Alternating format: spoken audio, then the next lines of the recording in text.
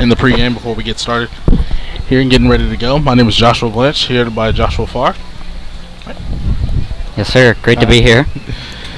As we're getting ready to watch Crusaders and Yellow Jackets here, St. Michael's versus St. Anthony's, looking like it will be an amazing game.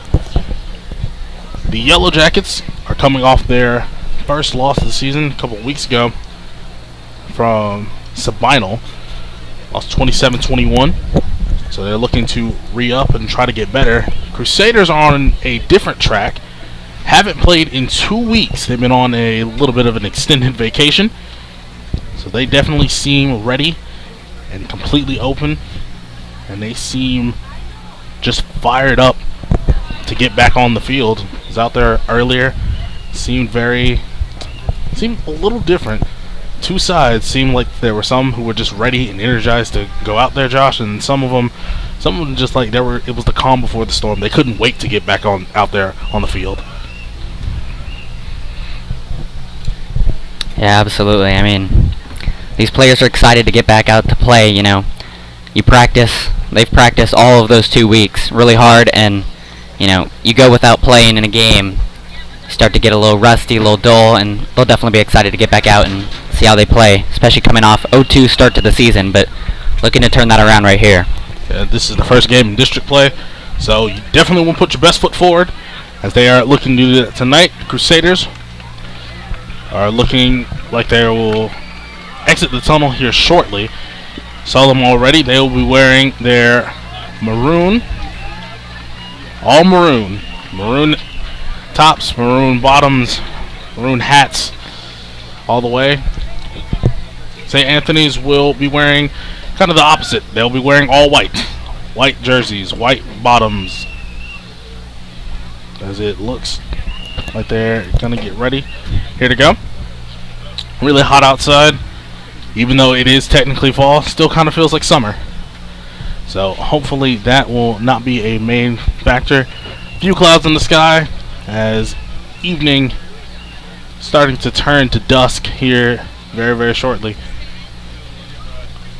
So we'll step away, let all the pregame festivities go, and then we'll be back shortly after the coin toss. Oops.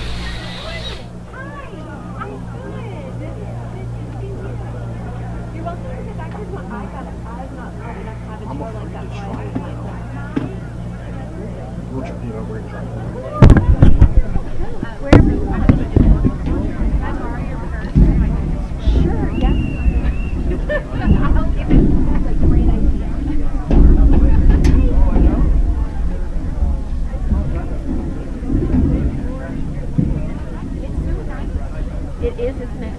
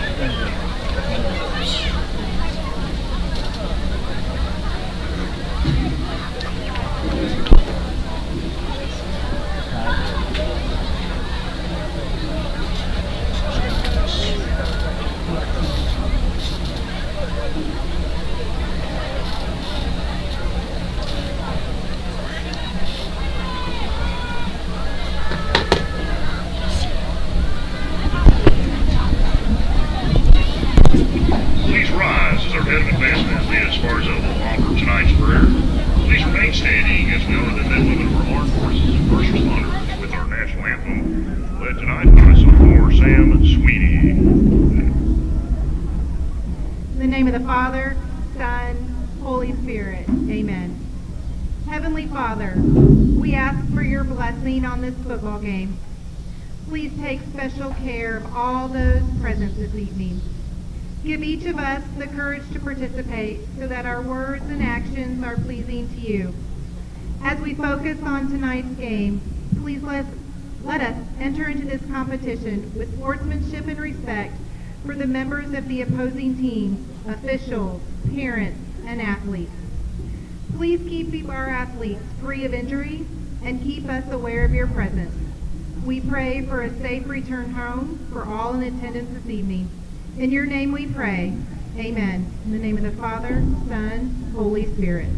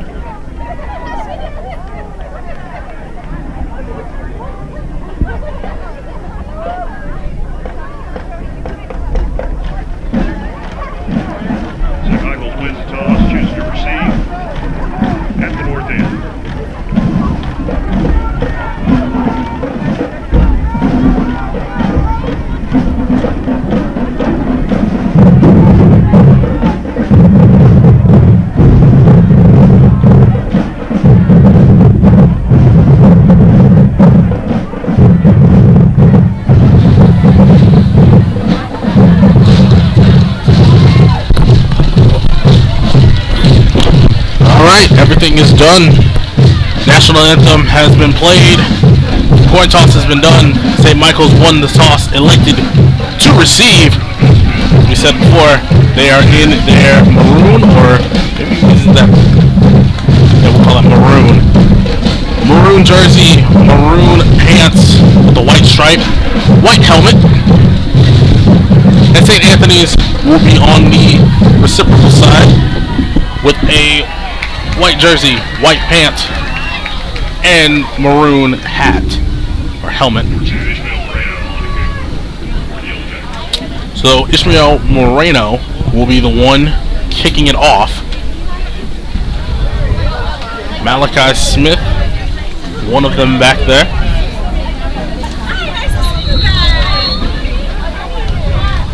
Jacob Garcia, the other one back there. As we are just moments away from Yellow Jackets and Crusaders.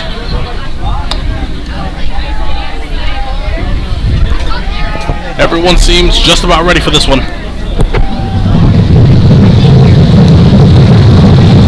Moreno kick is going to be a swib. Going to start off with the swib kick. And they will say that it goes to the Crusaders. So a weird way to start off.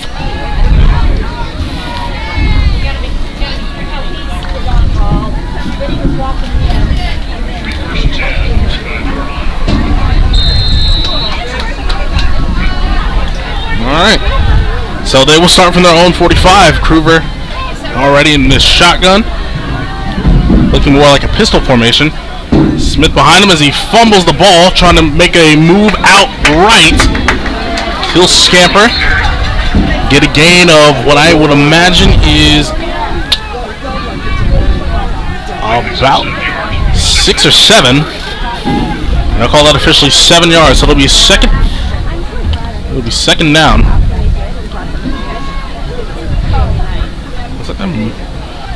Second and 3 coming up.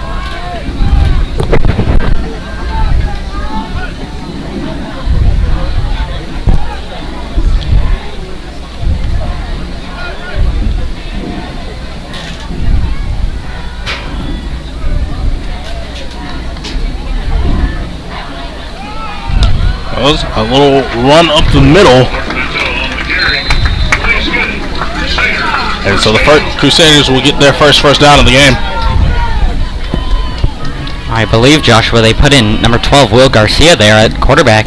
I haven't seen the Crusaders take this game plan yet, but looked like he got subbed in for Kruger there. Looks like it. Maybe interesting if the Crusaders are trying something a little new tonight. And they very well could be. You never know. You've been off for 2 weeks. Your mind's just been racing about how you're going to play this game, and it seems about right. So Kruger's still there. And that looks like a pistol formation as he's going to drop back. Has a little bit of time. Good catch in the slot for a screen. That's Malachi Smith on the reception, and that is close. But I think he's just going to be a little bit short. On first down, that'll be second down. Talked to Malachi Smith earlier today, Joshua, and he said he's going to be playing a lot more receiver today. Looks like they're already getting started with that. And if he's already playing receiver, they have everything that they're going to need. He is a Swiss Army knife, can do it all. So how will they use him? It's more of the question. Kruger is going to set up and throw, and that pass is going to just hit the hands of his receiver. That'll be incomplete. That's going to be Rankin. It's going to be Jackson Ratke, and he will drop the ball, bringing up third down.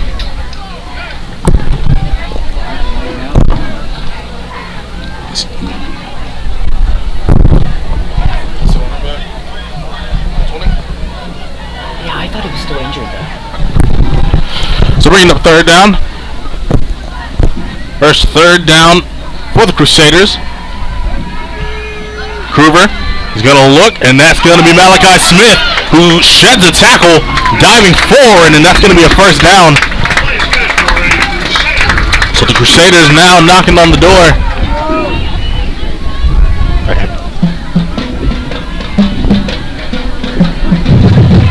So we are coming inside just about 9.5 here in this first.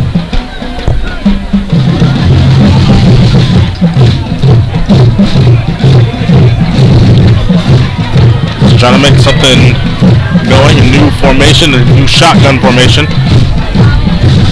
Radke all alone at the top.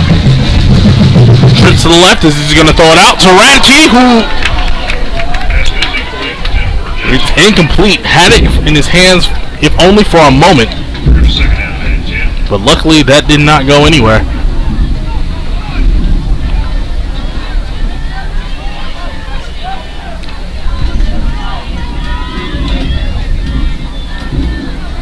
So 9:01 still in this first quarter.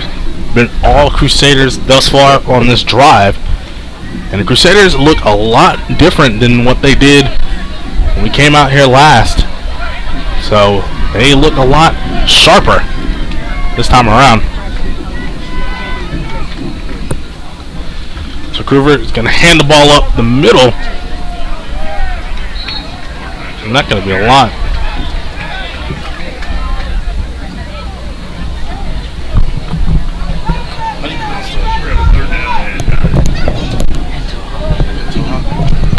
So he handed it off to Pantoja. Pantoja didn't get a lot, maybe a yard.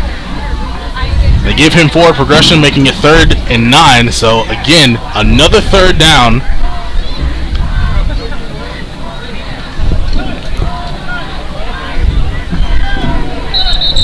As looks like there is a stoppage of the clock.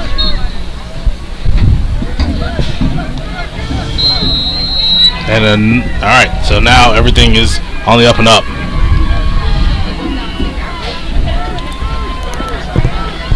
Eight minutes to go. Going. And a good handoff.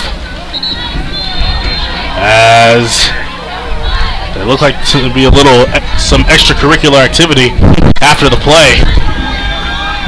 Nothing doing. And so it will be 4th down. And I think the Crusaders are going to kick a field goal. They kind of were gingerly walking off. They didn't really know whether they would kick it or go for it. But they will. Yep, they will.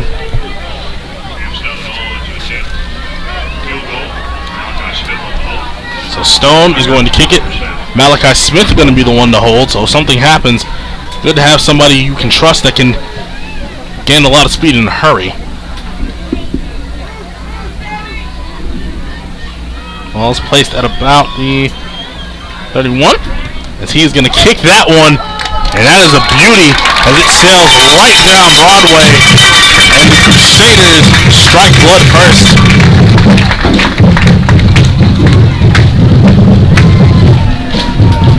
So 3-0.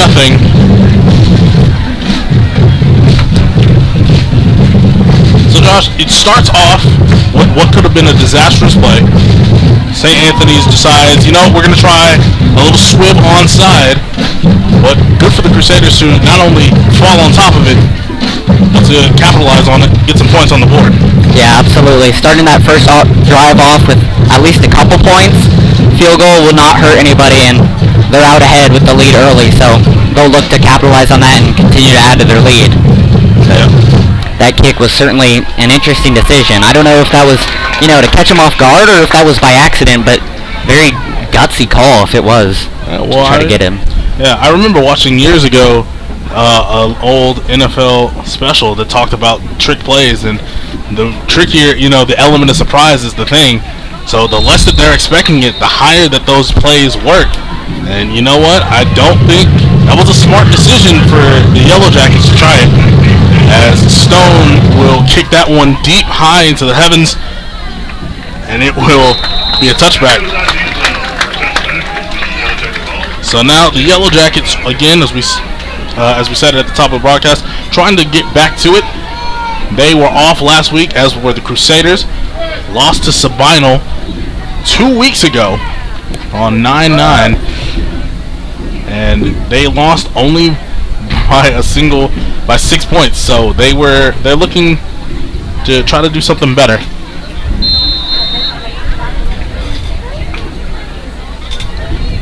As it looks, and that looks to be Mr. Juan Sierra, as he will be in the shotgun. He is going to be looking to start it off, as Sierra is just going to hand it off for the first play, and might get a yard, maybe 2, if anything. So they'll say he lost a yard, and it'll be 2nd and 11.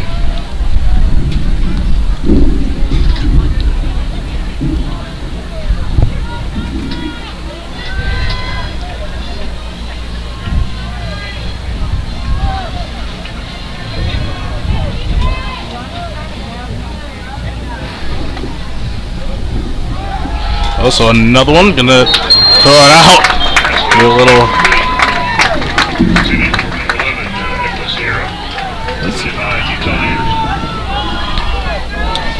So he was looking for Anderson. Sierra was looking for Anderson, and that's gonna come up a little short.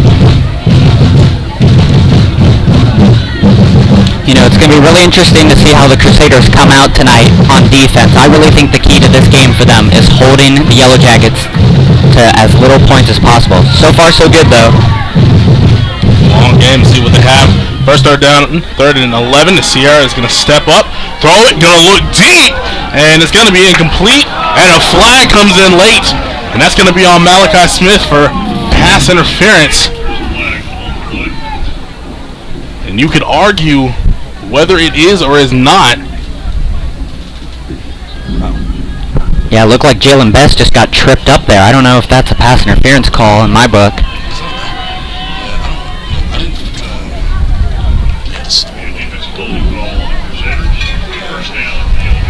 So it's going to be called defensive holding, not pass interference. And that in and of itself gives the Yellow Jackets a first down.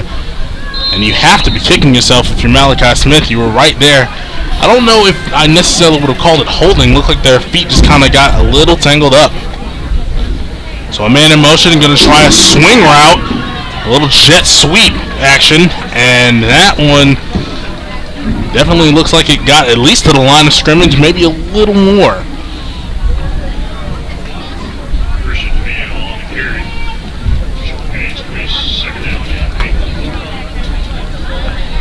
So that's how it's going to work and how it's going to be.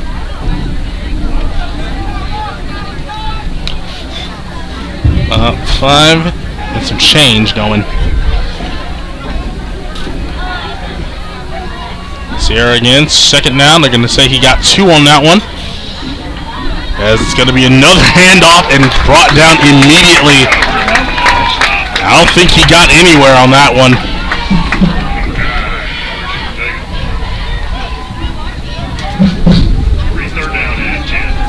So he will actually lose a yard. I thought he just got back to the line of scrimmage myself.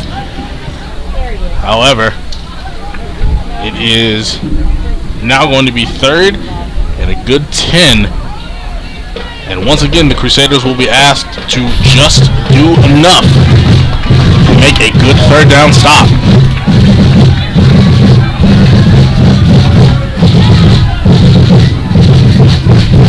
So man in motion, Sierra is gonna look deep down the field, and it is fought for but incomplete. A little bit of traffic there. If they had a man in motion. Alfaro was the one in motion, and it don't see any sign that they won't. Now they will officially get into their punting formation. Looks like Malachi Smith out deep. So a chance, opportunity. Good job for the Crusaders getting off the field on that 3rd, as that looks That looks like they were trying to fake it. Oh no, they fumbled. And so now the Crusaders, with great field position, have a chance to double their lead. And if they can score a touchdown, make this a 2-possession game. We'll see if Carson Kruger can really turn it on this drive. 3 points on the first one, not bad, but last time out against Lutheran South only got 230 yards, which is pretty mediocre for him, so we'll have to see if he can have a big game tonight. The Crusaders definitely need it. Yeah, and the most important thing is that if you only kick a field goal, that's still a 1-possession game.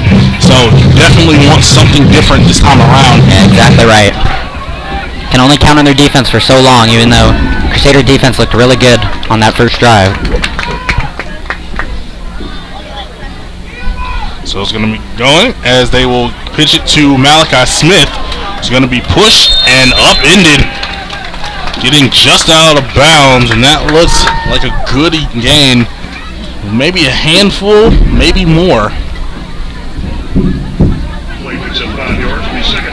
So definitely just a handful. 2nd and 5, as the Crusaders are again inside a good position. Well, needs something big to maybe put this game not necessarily out of reach, but to give themselves a little breathing room on the scoreboard. Absolutely. That looked like a big run there by Malachi Smith, but I think he went more horizontal than vertical there, fortunately. It's always the hardest part when you're a running back. So they're going to try to throw it out, and it is caught by Garcia. So that's going to be a first down for the Crusaders. And now the Crusaders still doing very well, knocking on the door. Getting just so close to the red zone.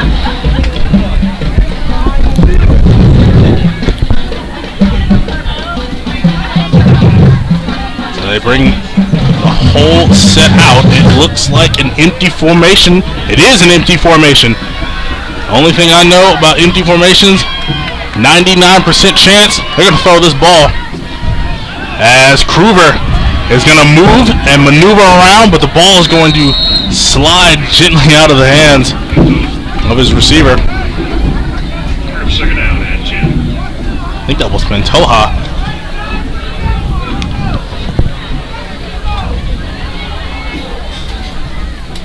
And speaking of, nice to see number 20 Mark Pantoja back in there for the Crusaders in the backfield. He was just one of those missing pieces against Lutheran South 2 weeks ago that the Crusaders didn't have. Now they got one piece back. Most definitely. Unfortunately, big target for Kruger. Xander Romero is still out, but will return soon. Trying to get something going here.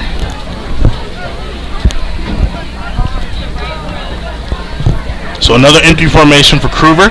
Kruger has time going deep for the end zone, and it is caught for the touchdown.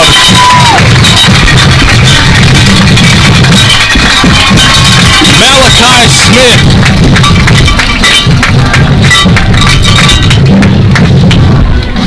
Just like we talked about, Josh, they are now up 2 possessions and get a little bit of breathing room here in the first quarter.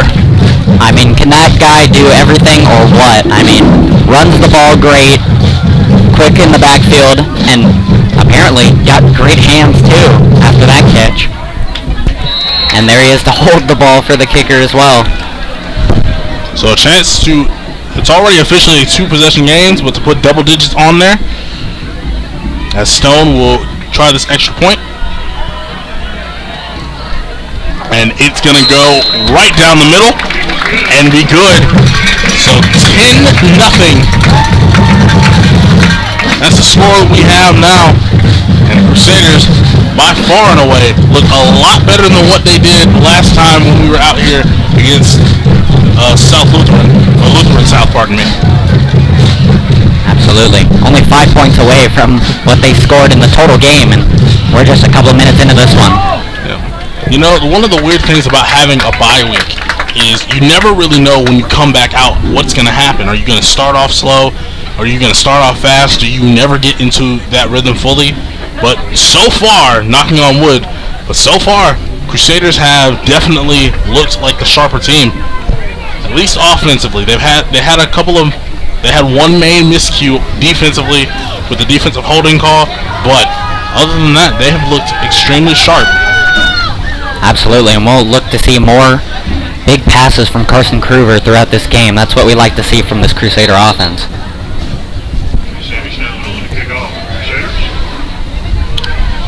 So Stone is going to kick this one off. Giving a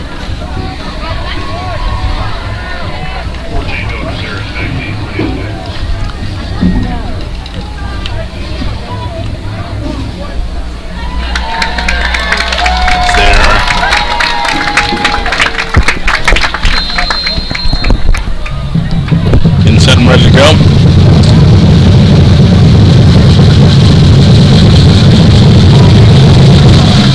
That one is set and sent for a touchback.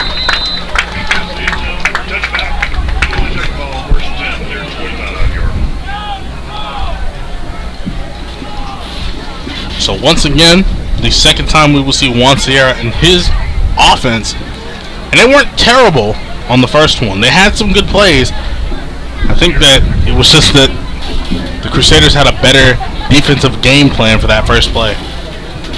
Or for the first drive, pardon me. Yeah, the Yellow Jackets will look to adapt to this St. Michael's powerful defense. If they can do that, they can put some points on the board, but they're going to have to figure it out quick, or else they'll probably be shut down for the rest of the game. For something to go. Sierra will go, and a huge hard hit as it will be a run out. I think that was Sierra, and it was. So the Yellow Jackets will get a first down, a huge hit in the backfield, and Sierra able to scamper his way for a first down. Yeah, that was some great misdirection there. I really thought Crusaders just got a big stop in the backfield, but Sierra all the way out and gone for a first down. That's one of the great things about that run option. You are able to use, the sleight of hand, and that in and of itself helps put you in a better position. So they are bringing someone else on to the field. So it's going to be trips to the right for the Yellow Jackets. As it's going to be thrown out, a quick little slant. As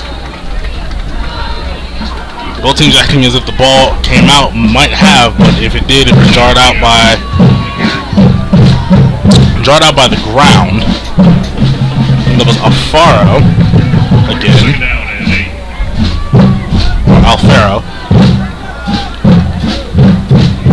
So second down, looks like they just got about 2.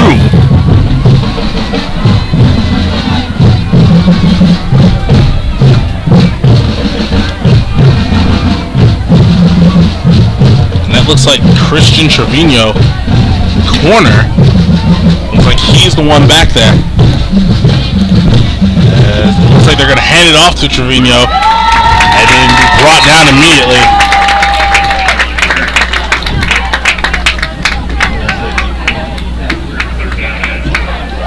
Still short of the first down, looking at a third down and 4.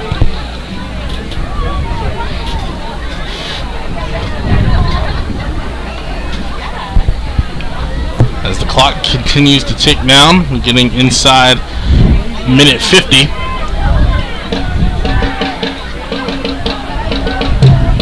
So good, Trevino's still there. Trips this time to the left for the Yellow Jackets as they are going to, everything's going to be stopped. A little bit of laundry is on the field, and I think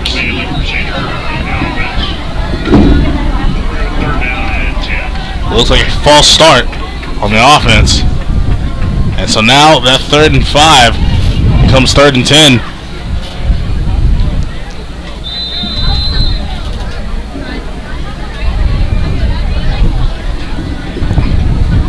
I think even though it's early, this is going to be a big part of this game. If the Crusaders can get a stop here, turn around for a score, that's a great start to the game. That's exactly what you want. Put yourself up ahead by a big number. Take some wind out of the sails of the opponent. Most definitely.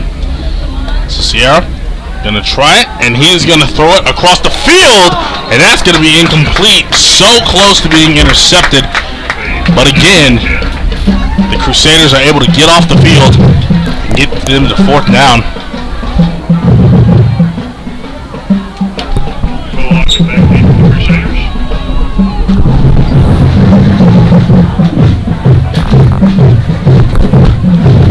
So again, pardon me. Sorry for that blast of audio. So the Yellow Jackets of St. Anthony's look like they are going to punt it again. Last time they fumbled it just short. It was recovered by the Crusaders. That one is going to go over the head of the punter, and it will be recovered, and the ball's still out. So the Crusaders are going to have it inside the 15-yard line. A flag is thrown late, and for the moment, pending on what this flag is, St. Michael's will have immaculate field position to score once more. Yeah, flag thrown pretty late there, so I don't know if it's anything that's going to give the ball back to the Yellow Jackets. Hopefully Crusaders get to hold on to this ball very close. Yeah, I don't see if there's anything. The only thing is, because it was a 4th down play, so I think the only thing is that the flag will change field position for them. So we have about 42-ish seconds. So it was on the Yellow Jackets, so regardless of the penalty, it doesn't matter. And that is 2 bad miscues by St. Anthony's already on 4th down. Yeah, I wonder what's going on with that Yellow Jackets special teams there. I don't know if they've had some changes in the lineup or something, but this is a 2-1 team. You're not usually used to seeing that on such an easy play. Yeah, Ismael Moreno having a little issue holding the ball. As Kruger's going to come in the shotgun. Going to go, has time, a lot of time, going to take it himself. Trying to go forward, and he will be brought inside the 5.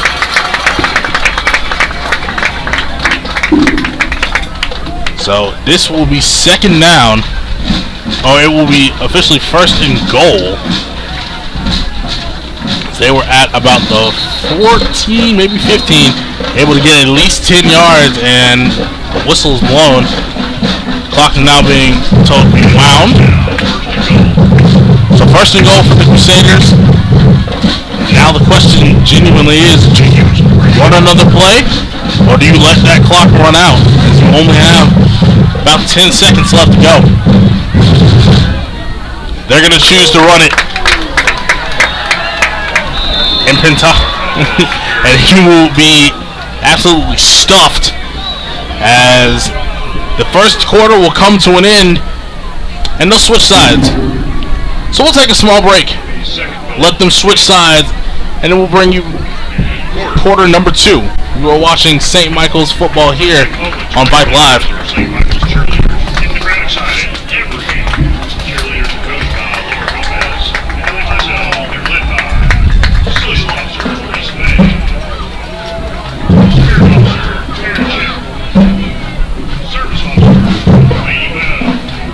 Interested in Vype Campus? Vype Campus brings our popular citywide media days right to your doorstep. As a Vype Campus client, we will work with you to help you take advantage of our unique campus model to build a unique experience for your school. From media day photo shoots of all your athletes to game day coverage, broadcasts and live streams, video and digital content, hype videos, the Vype U program, same-day graphics, and of course your very own campus magazine, Vype Campus is truly whatever you want it to be. Email info@vypemedia.com to find out how to join Vype Campus today. All right, back now here for the second quarter. 10-0 the current score as the St. Michael's Crusaders looking to get that elusive first win of the season. So we swapped sides. It all started off with an onside kick by St. Anthony's, recovered by St. Michael's, and they themselves are just rolling. Have not had a bad, or not very much of bad plays thus far. They are enjoying what they're doing.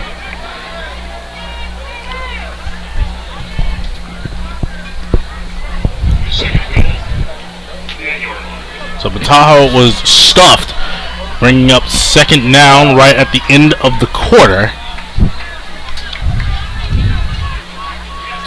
As that is going to be flipped to Malachi Smith, who's going to bounce it around, and he's going to lose some yardage.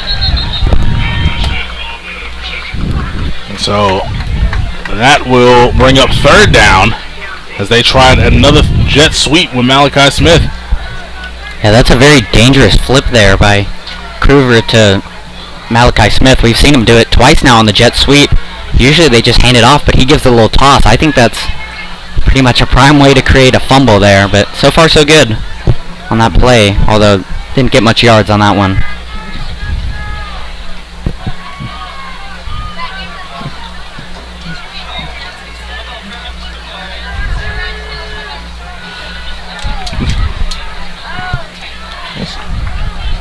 So Kruger in the shotgun again, going to try it, roll out. A flag is thrown as Kruger is just going to step out of bounds around about the 10. And pending the penalty, this will either be another long third or an automatic first. Or it could even be a fourth, depending. But I think this is going to be a holding call on the Crusaders. Yeah, I agree. And there it is, holding. So it will bring up a third and goal, a third and long, about a third maybe in from where they were. It looks like a third and 20. And so this is not what you wanted if you were the Crusaders. You were in perfect field position. You got it at the 15, got down to the 5, and now here you are just shy of the 20 on a third down. And if you don't, score a touchdown right here, it's not necessarily a long field goal for Sam Stone, but it is not what you want.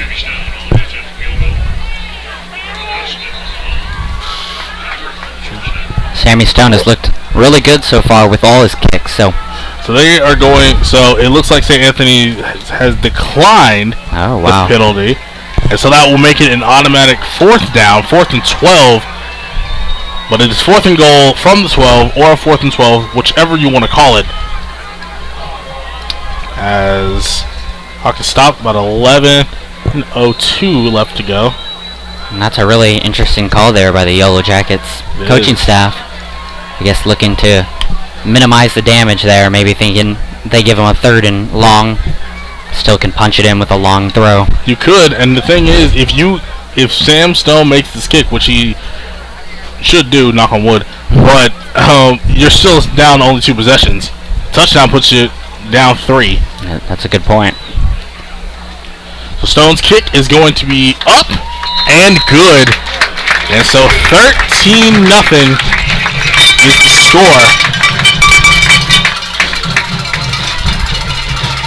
here in the second. Just under 11 to go.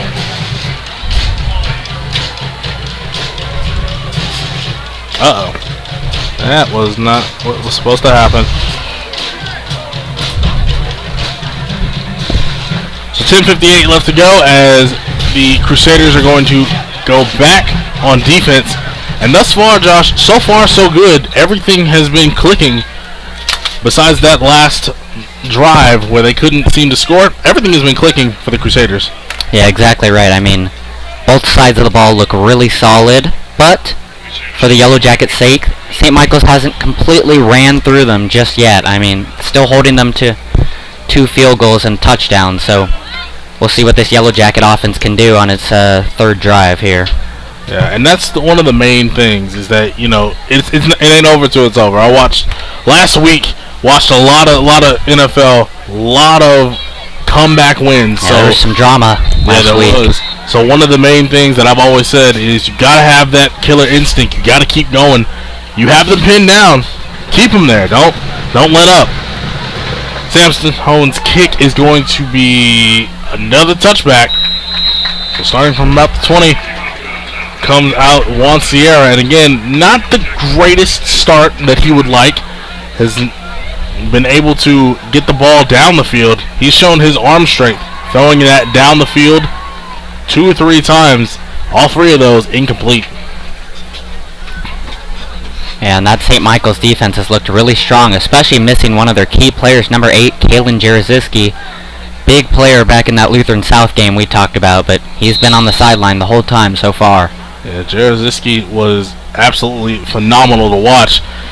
And you think about that, you don't have Jaroziski, you don't have Xander Romero, but you're still up 13-0. And again, anything can happen. Yeah, a lot of people playing both sides of the ball too, so they're getting worn out for sure. So Sierra will go, and he's going to throw that one, look deep like he does, and it's caught! It will be caught, and it will go out of bounds.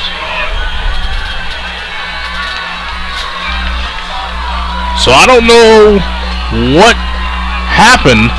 Hold on just one moment.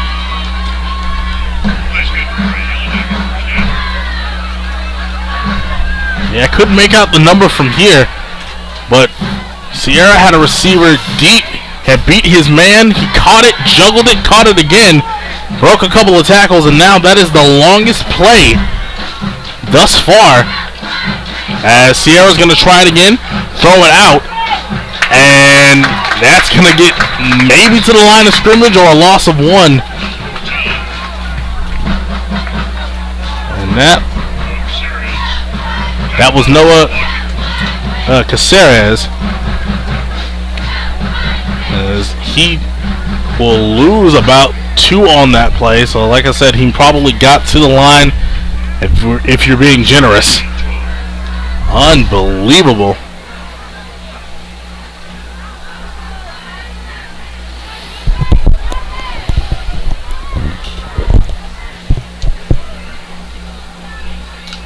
Coming on 10 minutes as another big stop in the backfield. As Sierra again, another handoff that gets blown up right there at the line of scrimmage. And so after that big amazing play down the field, looks like the Yellow Jackets have been moonwalking backwards. Yeah, well, I just do not agree with the play call there by the Yellow Jackets. You get that big pass, get the momentum going, and then they decide to go with the screen pass, which gets nothing and hasn't been working so far, and then that small run that gets swallowed up. I don't know what they're trying to do there. Playing a little too conservative for my blood. Yeah, they have what they have, but thus far, they know something on the field that we don't. So I don't get paid, the coach get paid to call the games. As Sierra is going to keep it himself and try to get something. Does get some yardage back, but definitely not enough to get a first down. And so that will bring up 4th down. And again, now maybe you start to think about possibly going for it. You've had some issues on 4th down. And yes, they are considering it. They have their offense still there. Looks like a 4th and 11 that they're going to try to convert.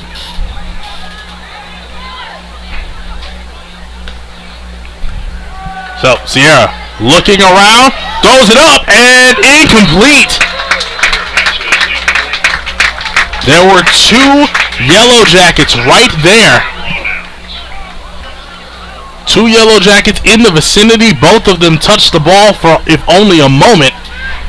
And with that, St. Michael's gets another chance to put some more points on the board and can make this a 3-possession game if they are to score. Yeah, I don't know right there if the Yellow Jackets are really trusting their special teams, so I think that's a good call there to try to go for it. Pretty much, if the special teams are to repeat themselves like last time, pretty much going to give the Crusaders the ball at the same spot. Most definitely. So they'll start shy of their 45. They'll call that officially the 45. Maybe 44 and a half. as Kruger calls for the ball, and he's going to go deep down the field, and it will be incomplete.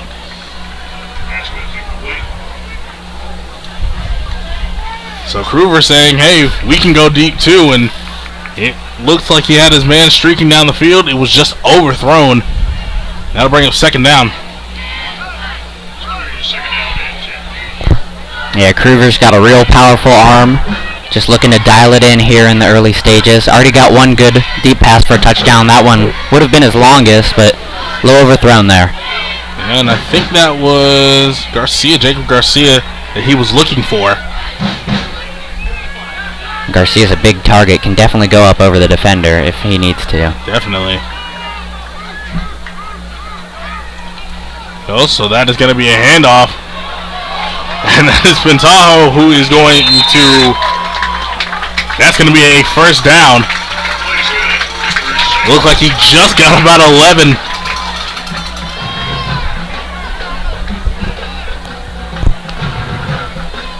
So already, as we are approaching 8 minutes, we're on the plus side of 8 minutes. Crusaders have been looking absolutely great on offense. They have done it all. They've done it through the air. They've done it on the ground. And with some time to spare, they can go up 3 scores, and that's what they're looking to do. And that is going to be probably a false start. And it is. So good by the Yellow Jackets able to make the Crusaders flinch for a moment. But that's only a small negative spot in an otherwise almost utterly pin-perfect game. You haven't been able to see anything bad thus far. Yeah, it looks like the Crusaders have really worked on their offense in these past 2 weeks because they look way better than that last home loss. Not really looking like an 0-2 team. Yeah, and you remember in that Lutheran South game, there was that period in the third where it was 4 consecutive turnovers, 4 consecutive fumbles. Just keep going back and forth. So Kruger is going to step up, and he's going to try to evade a defender, as that might be an incomplete pass, and it will be. So it could have been caught. It looked like it was almost caught, but thus far incomplete. Now that brings up second down and long. It'll be interesting to see what the Crusaders bring on second down here. Will they go deep and long, trying to get that first down, or will they chip away at it bit by bit? I think, honestly, I would try to see what I can get on the second down, and that will affect my choice on third down. Kruger's going to throw it. It's going to be a little screen to Pantejo, as he will get it back to the original line of scrimmage, maybe a little more.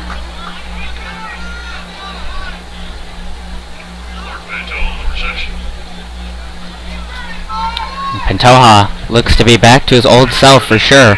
He's had a lot of time to rehab, but I think he's definitely been working hard and to get himself back in playing shape. Most definitely. Out of those 2 backs, Pantoja, pretty much the power back, the strong one, and then Malachi Smith, the real speedy one. Nice to have both of those on your side.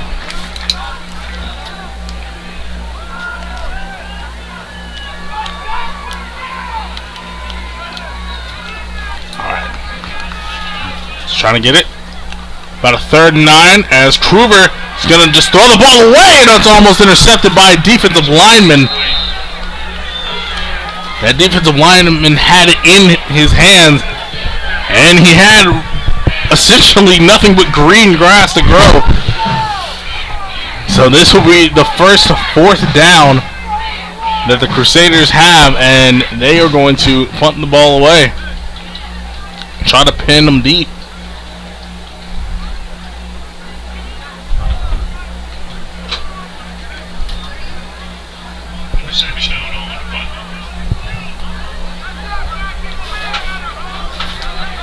So Stone struggled a little bit last time out on his punts. Had some good ones, had a couple mediocre ones, but we'll see if he's got the precision here with 2 Yellow Jackets back in the deep to return. Yes, you're correct. 2 Yellow Jackets back there as he gets that one away, close to being blocked, and it will scamper out of bounds inside the 10. They'll call it officially down at the 9. So now with 91 yards to go, 7.5 minutes, down by 2 scores, the Yellow Jackets come out and they are hoping for something, anything better than what they've currently had. Yeah, they're really going to have to move the ball downfield, because otherwise they're probably going to be giving the Crusaders even better field position than they've already had. Yeah. The one thing that hasn't happened is, at least offensively, no turnovers, no interceptions, no major fumbles. Both those have happened on special teams. So they've been taking care of the ball thus far, but what happens now? You have 91 yards to try to score, as it will be Sierra, and he will be sacked. And they will put him down a loss of 5, bring him down to the 4. And it looks like there is an injury, unfortunately. Like we set up at the top of the broadcast, while it is technically fall, still feels like summer, and that's one of the worst things about summer or football in September. It is so hot out here in Texas that sometimes it's cramps. Hopefully whoever it is perfectly fine and okay, able to get up under his own power and able to get back to the field. It's the worst part about any sport. Injuries. Absolutely, and it's almost a steadfast part of football. It's crazy that this game is, it's so rough and tough that there's, injuries almost every game. You expect it, and it's unfortunate as it is, but, they've got those trainers just waiting right there on the sideline to run out. It's pretty much unlike any other sport. Most definitely, with everything being going. So for those of you who have joined the broadcast, my name is Josh Lynch, brought here by Josh Farr. We've been here, and it has been really all Crusaders. Everything good has been going for the Crusaders. Everything you want to happen has happened. They're able to run the ball, throw the ball. They've been really good and solid on defense, getting stops. They're only a couple of miscues defensively early in the first. A defensive holding penalty on Malachi Smith gave the Yellow Jackets a first down, and then they got burned for a long play, but were able to recover quickly as the injured player is able to get up and make his way under his own power to the sideline. For St. Anthony's, though, it has been the opposite. It's been a very rough going here in the beginning. Missed a chance to start off with the ball on an onside kick. Bad special teams and really haven't been able to move the ball. Have only had a couple of plays in Crusader territory all night, hoping that something changes after just getting sacked.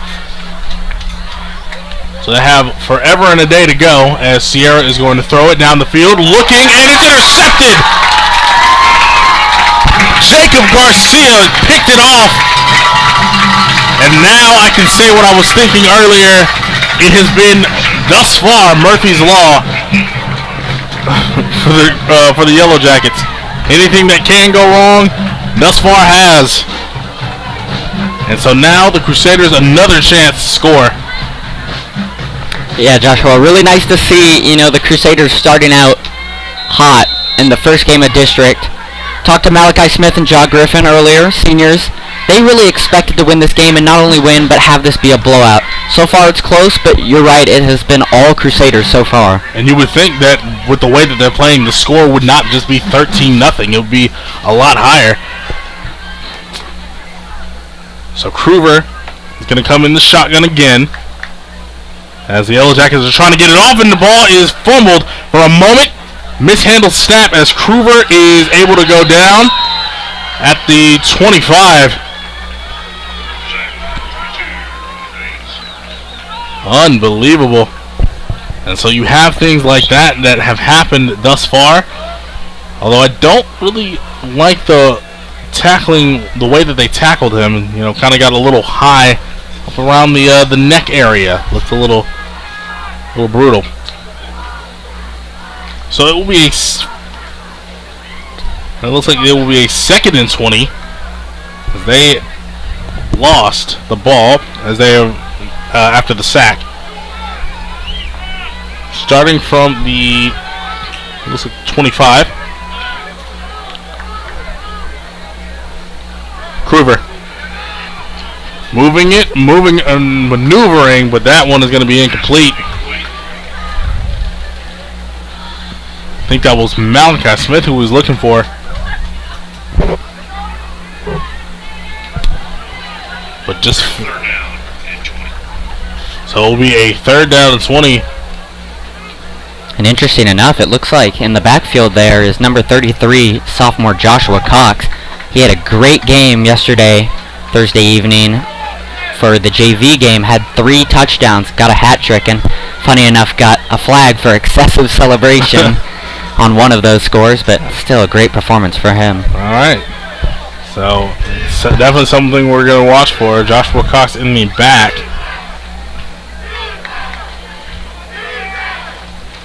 As they're going to use him. Go down the field. Looking and almost caught on the ricochet. Was almost caught on the ricochet, but thus far, nothing doing. And so once again, for the second consecutive time, Crusaders will get amazing field position, but have to settle for another field goal.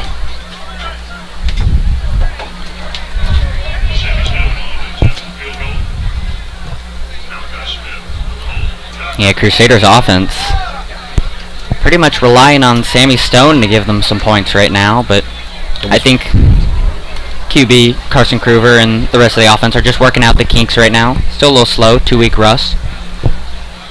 It was Watkins who they tried and it's blocked!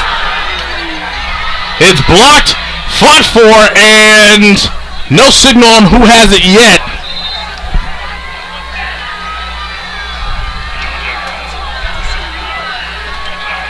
As it looks like it is going to go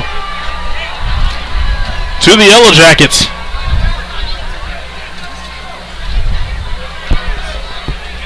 Wow, special teams difficulties on both sides. Both teams so having far. issues with special teams, right? That's unbelievable. And I didn't know if they were going to call that old penalty from way back in the book, leaping. But they were able to get and maneuver and time it out perfectly, and now the Yellow Jackets have a little stroke of luck. Wow, did one of the Yellow Jackets, he went over the line there? I don't know if he did. I think he just went right through. Yeah.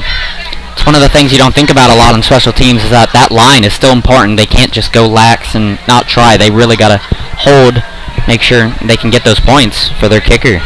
So Sierra now a chance. Arguably the best field position that they've had.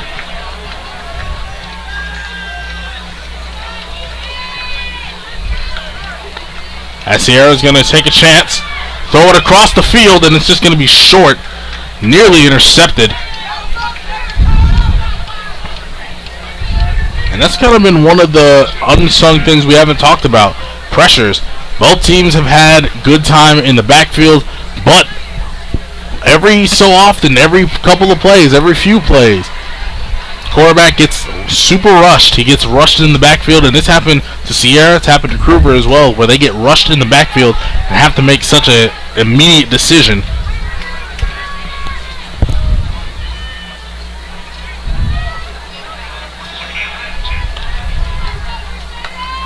Trying to time him out as he's going to get that one.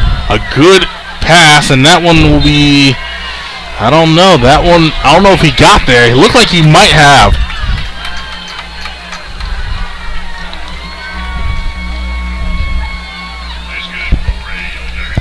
So that looked like that was Nicholas Sierra. And it is a first down as Nicholas Sierra is the one to get it right over the middle of the field.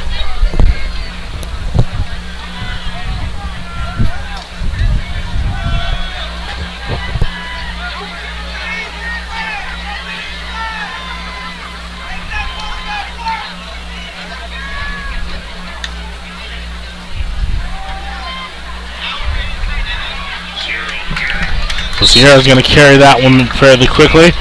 Just get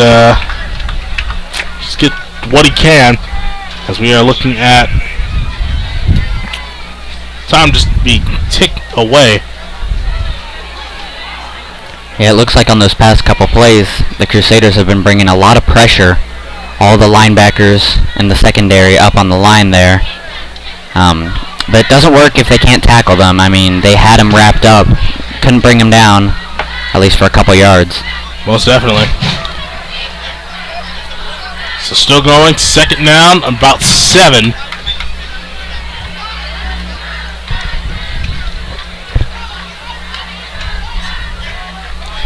As that one is going to be blown up again in the backfield.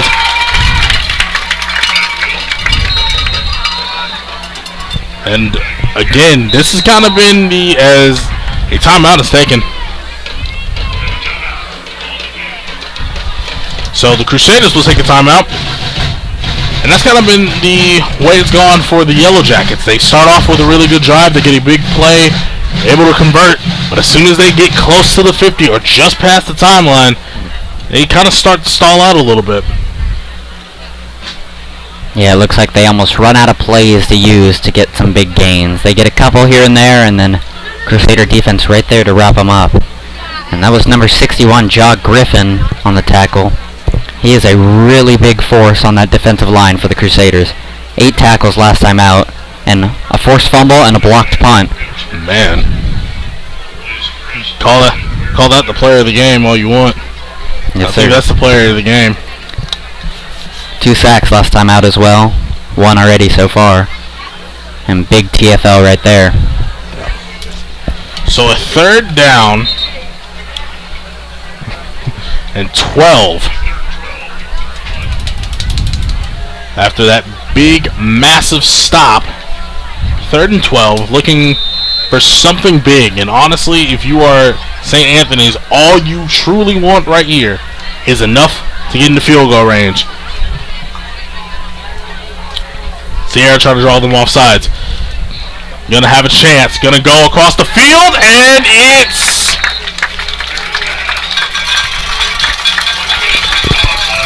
They're gonna say it is picked off. So they're going to say it is intercepted. So it will be Crusaders' ball. I'm not gonna complain. But thus far, I thought it was going to be incomplete. Looked like it hit the turf before it ever hit someone's hands. Yeah, definitely a little iffy there. Number 23, Bo Ogden, who made the so-called interception, didn't really celebrate like he just picked that ball off there. I think he knew it hit the ground. And that's kind of one of the things. But one of the things about high school football versus college or NFL, you can't throw a challenge. There's no instant replay. So whatever is on the field is on the field. Yeah, got to go with what the refs say.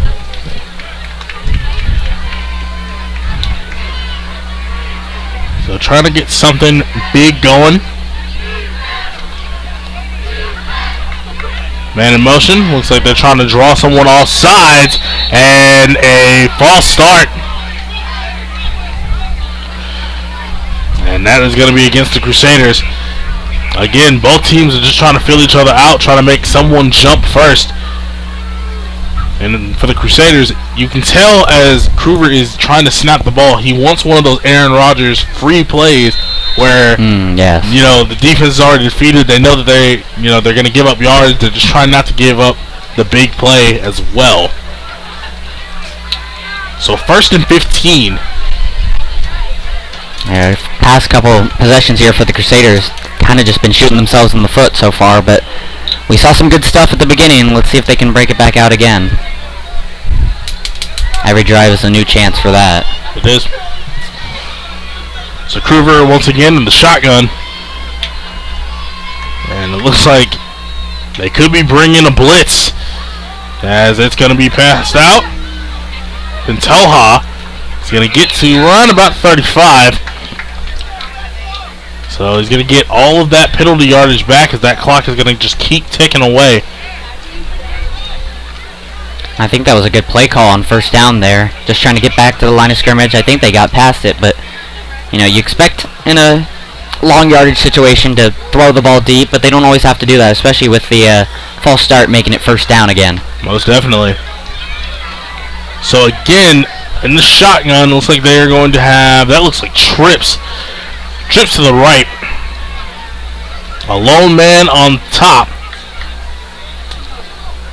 As Kruger is going to throw it hard across the field, and it's caught inside the 40 and down just inside the 35.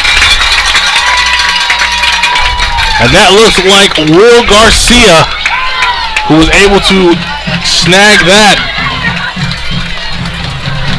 And so now with about 3 minutes to go. Oh, and I like this here in the hurry up as the Crusaders offense.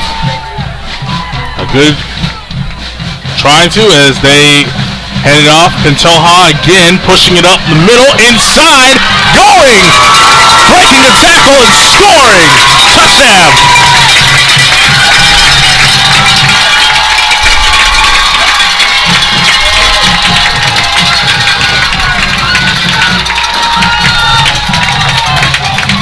So you get a big play with Garcia catching it. And as I was watching, as they were moving in the hurry up, I could see it. One of the defensive linemen was just sitting there on a knee. You catch the defense kind of napping, and Pantoja is able to punch it in.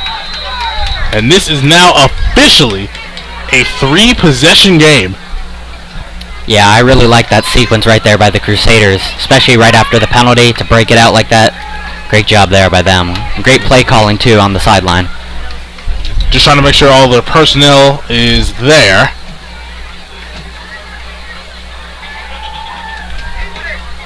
As that one is right down Broadway. 20-0. 2 minutes and some change left to go. 2 minutes and less than 40 to go. And again, as we talked about, it's been all St. Michael's. 20 points scored, all of them belong to St. Michael's. But not only that, they have been great in every aspect. They've been great on defense. They've been flying around on defense.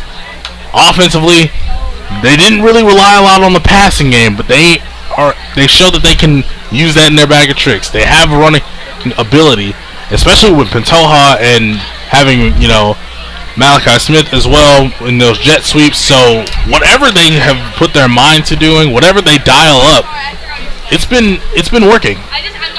Absolutely. And then with this offense, they're not completely blowing them out, but just steadily gaining points here. And now a 20-point deficit for the Yellow Jackets. Defense holding them to 0. That's been a big part. And then that offense, despite a few miscues, just getting some points bit by bit on the board, and now big lead going into the second half. I'm always weary of teams who typically want to start with the ball, because it means they know something that we don't. It means they had something different. Their offense had a better week of practice than we anticipate, as the ball will be a touchback. But I'm always weary of that. Most teams, especially these days, what you want is that 2-for-1 option towards the second half. So what you want to be able to score on the at the end of the second quarter, get the ball right back in the third, score again, put yourself up by a possession or two, and that way you can kind of just rely more on your defense, kind of coast a little bit. There's a lot of luck in doing that, but that was, I don't know, I liked that. I like the different call. Don't see a lot of teams saying we want the ball first. Yeah, that's a really good point right there. I'd say that's a best case scenario for teams. Score points right before the half, get the ball right back, go and do it again. Whenever I play Madden online, I like to try to do that. That's my Madden tactic as well. So Sierra's gonna go. Line just breaks down immediately. He doesn't go anywhere. To the line, maybe a yard or two behind, if anything, as the Crusaders will take another timeout. And I think, oh no, as it looks like there is an injured Yellow Jacket, and I don't want to speculate who it is. whoever it is on there, I think that might be Sierra, but whomsoever it is, hopefully gets a speedy recovery. Yeah, he took a big hit on that play, so hopefully he's all right. You talk about how different this is going to be and how crazy of a game this is, especially for St. Michael's. You had a chance. You have been off for 2 weeks. You haven't played any like genuine competition in 2 weeks. You've been, kind of just hitting each other in practice. You don't really know, and that's one of the weird things about practice. Teams say, "Oh, we had such a great week of practice." Well, you don't really know how great of a week of practice you had because you're hitting each other. You have to put it out, but I think that they've had a great 2 weeks of practice, and it definitely shows. Right, yeah, they're definitely clicking as a squad so far. Looks like they've got some good chemistry going. So it was Sierra. Sierra is able to get up on his own power, and he is making his way to the sideline right about now, as the Yellow Jackets will take a quick little timeout to try to figure out what their next steps will be. 2.5 to go here in the first half. We'll get to stay around and check it out, as while St. Michael's does not have one of those super big college-y kind of bands, they do have a really good halftime show. So that, by far and away, will be something amazing to watch and just to get a good feel for. Yeah, I can speak from experience. They've got some really good electric guitar going there, some great drummers, some really talented singers, surprisingly talented people here. For such a small school, I am always impressed by the collection of musical talent at this school, and they get to display it every home game at halftime. I feel like this school is, not only is it so fun to come here, like I've come here so many times frequently, and I feel just the atmosphere of the people who not only go here, but the people who work here, the parents, booster club, everybody, they are so invested in just everything. I've come to more than just football games. I've come to football games, volleyball games. I came to a lot of soccer games and a couple of basketball games, and it doesn't matter who's here, who's playing, doesn't matter. Everyone seems extremely tight-knit. Absolutely. I mean, this is a great community at this school. Everybody loves each other, and they're all one big family. So, going to go down the field and almost intercepted Malachi Smith. And he is just kicking himself. He had that right there, right in the breadbasket. And honestly, with his speed, I don't think anybody's touching him. He's going to make he's probably going home to make a good little call.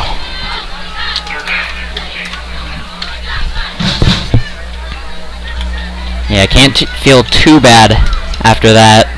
With Malachi Smith already doing it all for the team, but, maybe a little bit of regret on what could have been if he had brought that in, but no harm done. Yeah, so we didn't say this earlier, but Isaac Borrego is the new quarterback, as they're going to just hand that one off. So it was Sierra. Sierra is on the sideline at the moment. If only we had a sideline reporter, we would have them try to, figure out what's next. But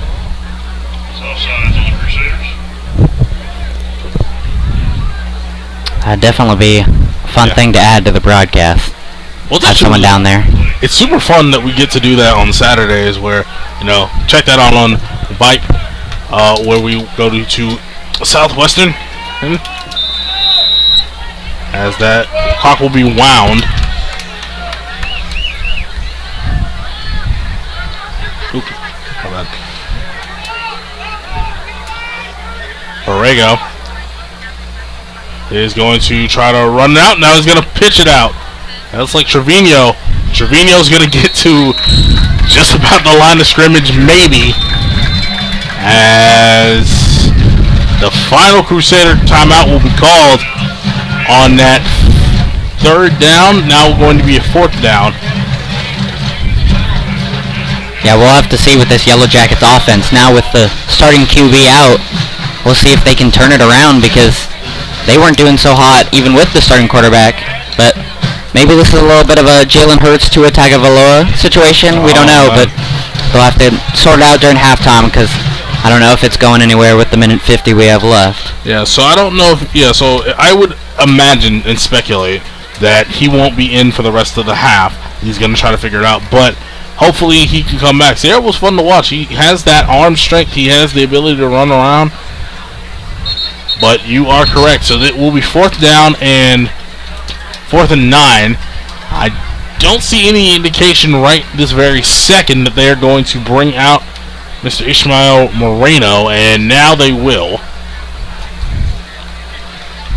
They will trot him on to the field, and he is hoping that he can at least have a little bit of a better rapport than what he has had the last few times, as it looks like Crusaders are going to go for the... It looks like they were going to go for the score, and a timeout was called immediately. Yeah, I don't know if we've seen any successful special teams so far yet from the Yellow Jackets, so it'll be very interesting to see what they do here. If they can get the punt back, maybe we'll see a nice return from Malachi Smith. Most definitely.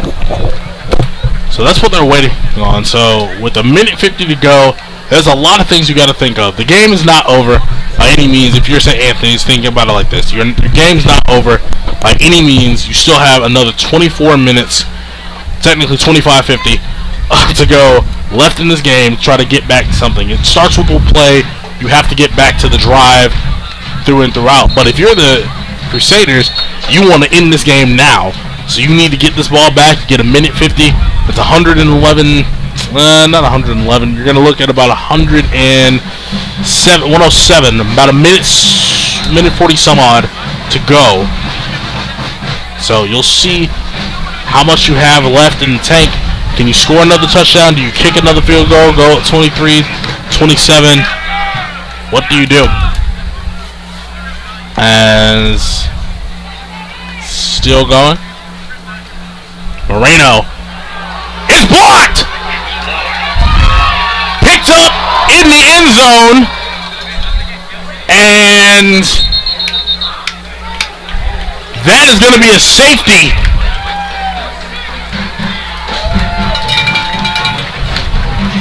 So, oh my goodness. So Moreno, who has not been having the best of days, just kicking the ball, falls on it in the end zone. That is a safety, and this score is now 22. Yeah, it looked like the Crusaders almost had 7 there. Yeah. Almost fell on it in the end zone, but I think it squirted away, and the Yellow Jackets picked it up for the safety. But almost preferable here for the Crusaders, as they're going to get the ball back and then maybe be able to get 9 points before half, if not more.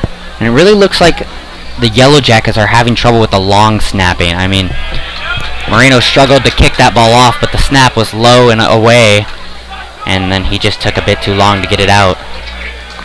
I think every part of special teams, because, you know, they didn't block either. There wasn't much blocking as Crusaders penetrated the backfield. Yeah. With all of that, and you were correct in every aspect of that, they've had issues just with special teams. That's kind of been their Achilles heel. They've had 2 of them, and their primary one has been special teams. Their second one is that they've stalled out after big plays. And so Ishmael Moreno is going to punt this ball away, as that one is not going to be a long punt or a very high one, but it's going to be taken. Another opportunity inside the 40.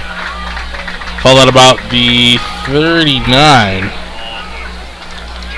And so, again, another good amount of field position.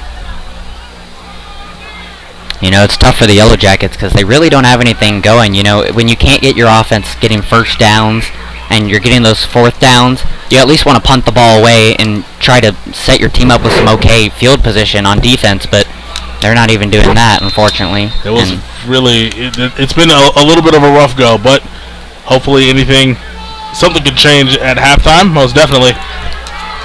So Kruver is coming out. Radke is the closest receiver to me. Looks like they are going to go with...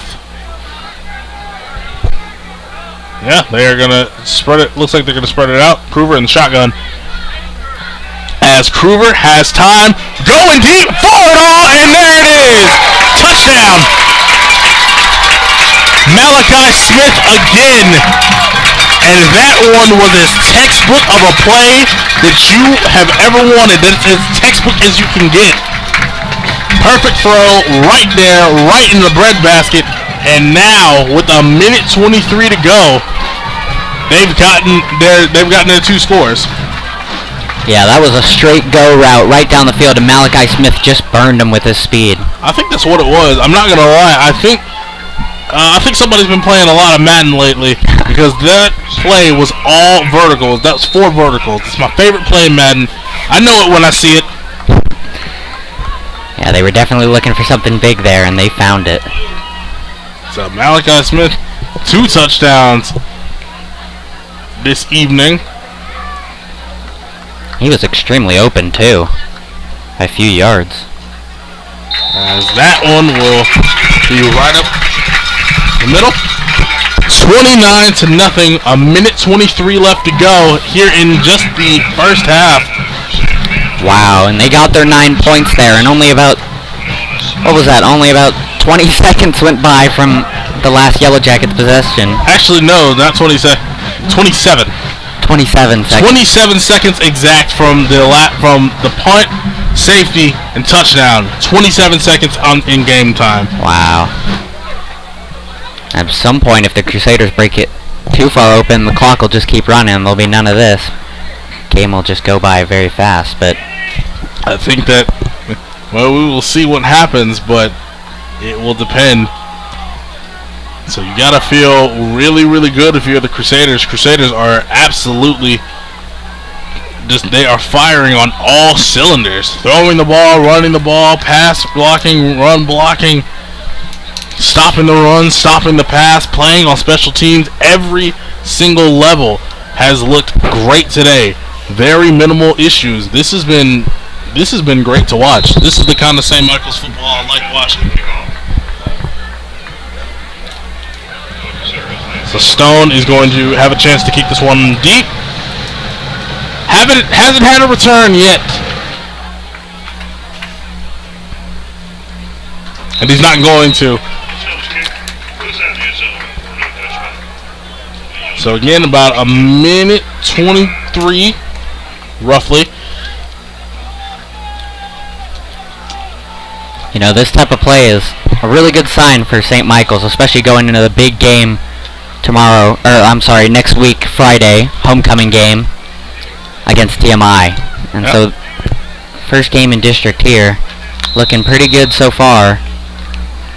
They'll look to bring it into next week, too. Most definitely.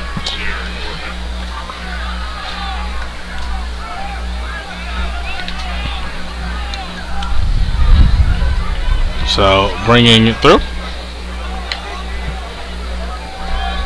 As Sierra back on the field, another run out, and brought down immediately after a good run. So Sierra is able to come back on the field. That was Ortega, Christian Ortega, who got, I don't want to say mollywopped, but he definitely got his bell rung just a little bit. Yeah, big hit there by sophomore Utah Anderson. Had 10 tackles last time out, and then led the team the week before with 19. Been a big part of this defense. And that is crazy to me, that you can lead your team with 19 tackles. That is crazy to me.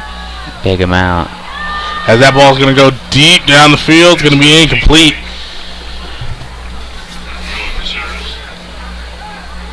A little over half a minute to go. But there are some silver linings. In everything there is a silver lining. Sierra is back on the field. At least it looks like that is him. Yeah, that's a good sign for the Yellow Jackets, especially continuing on. even if they happen to drop this game, you know, only 2-2, although it is very far from over. Cannot speculate that just yet. Yep. So Sierra's going to go, hand it off to Ortega, brought down in the backfield.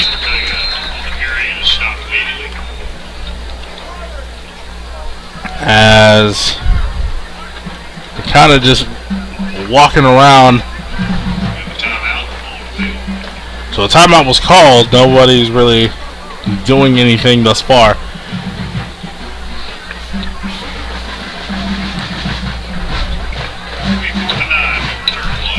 Good 4th and 9. So again, questions are being asked and need to be determined. Are you going to kick this ball or not?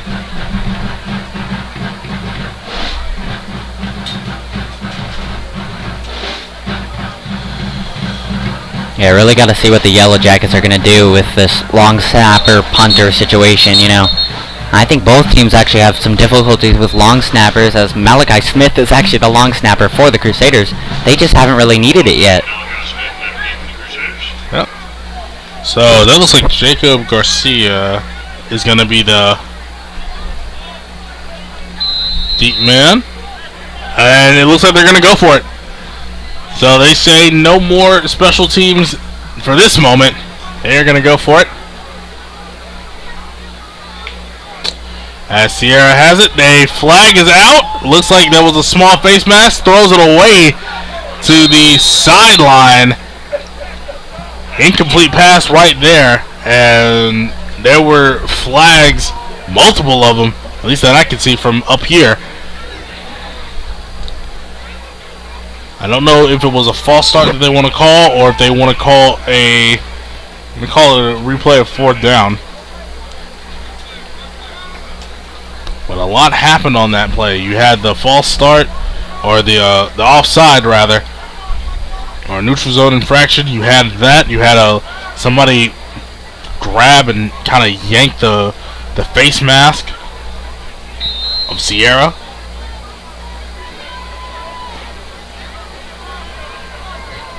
So they're going to go for it again. This time it will be a 4th and 4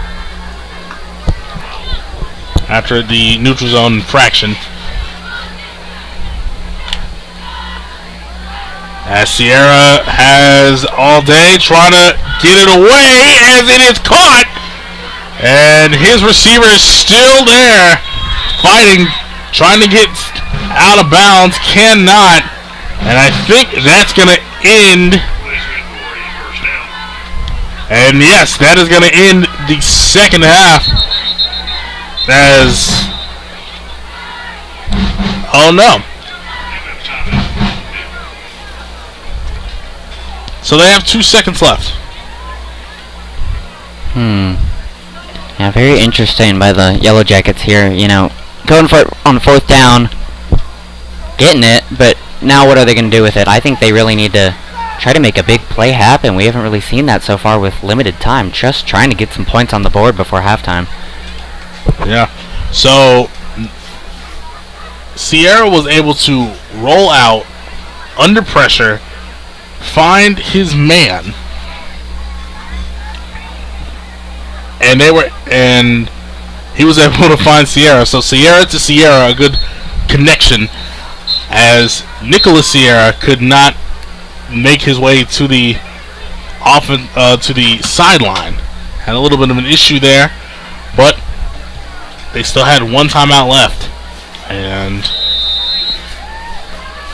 yeah, they use that like they've got a game plan here, so let's see what kind of play they come out with here. So it looks like the prevent defense for, yeah, that is definitely the prevent defense if I've ever seen it in my life. As Sierra is going to have quite a bit of time, going to throw it out. As it's going to be a maneuver trying to get to the outside, but not enough to score.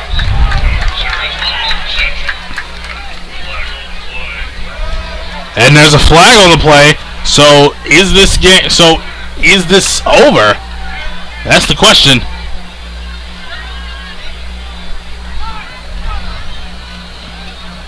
Looks like there's a little bit of chippiness going on between the two teams over there. Yeah, just a little chippy.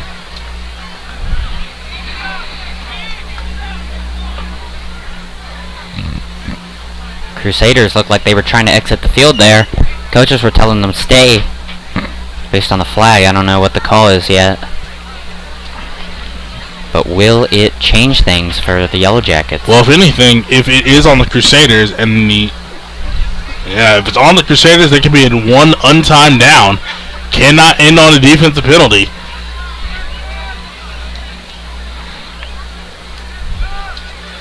So...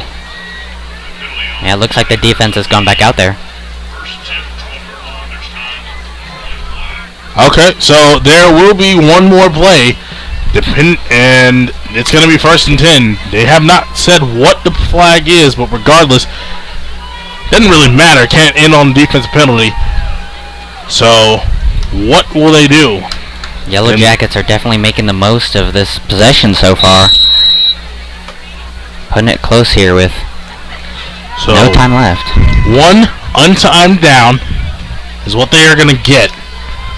And it looks like they are going to bring out that offense and try to score a touchdown.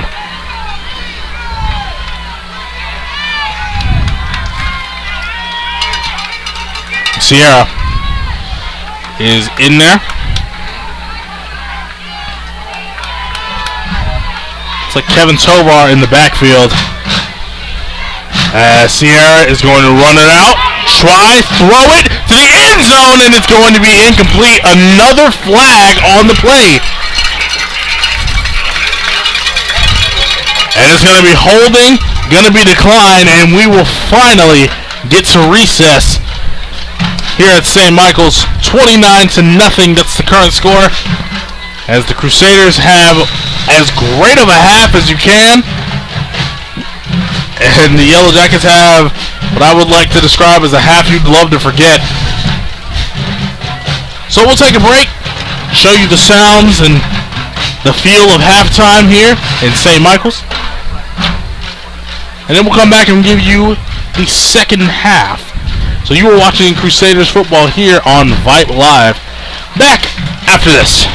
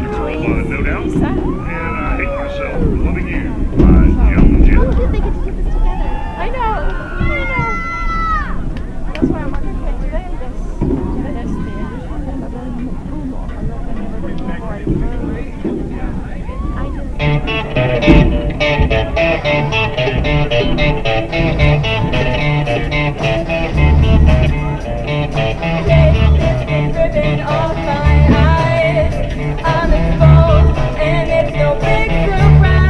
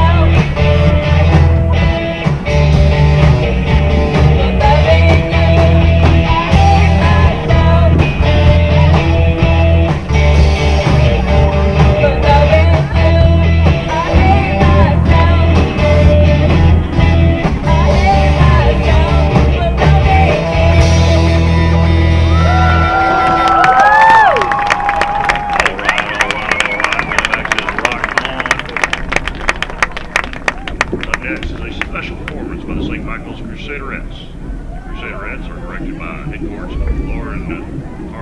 Laundry, assistant coach Lauren Passer. And in honor of the middle school night, the Crusaderettes hosted a dance clinic with girls from a variety of Austin area middle and elementary schools. Tonight, the dancers will showcase what they learned during this exciting halftime performance.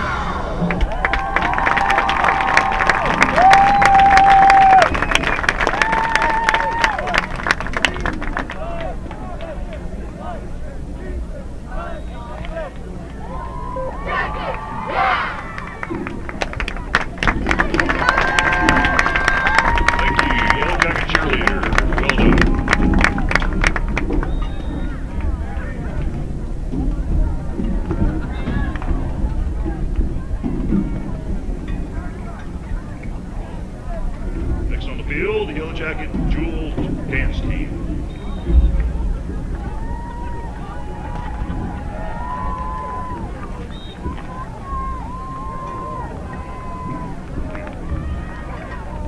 Dancer of the week, Isabella Palmer.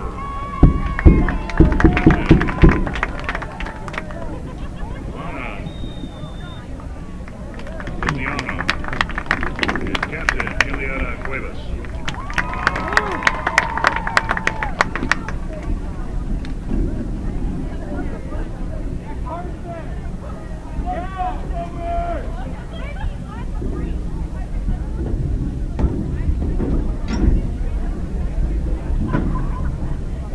Music starts now.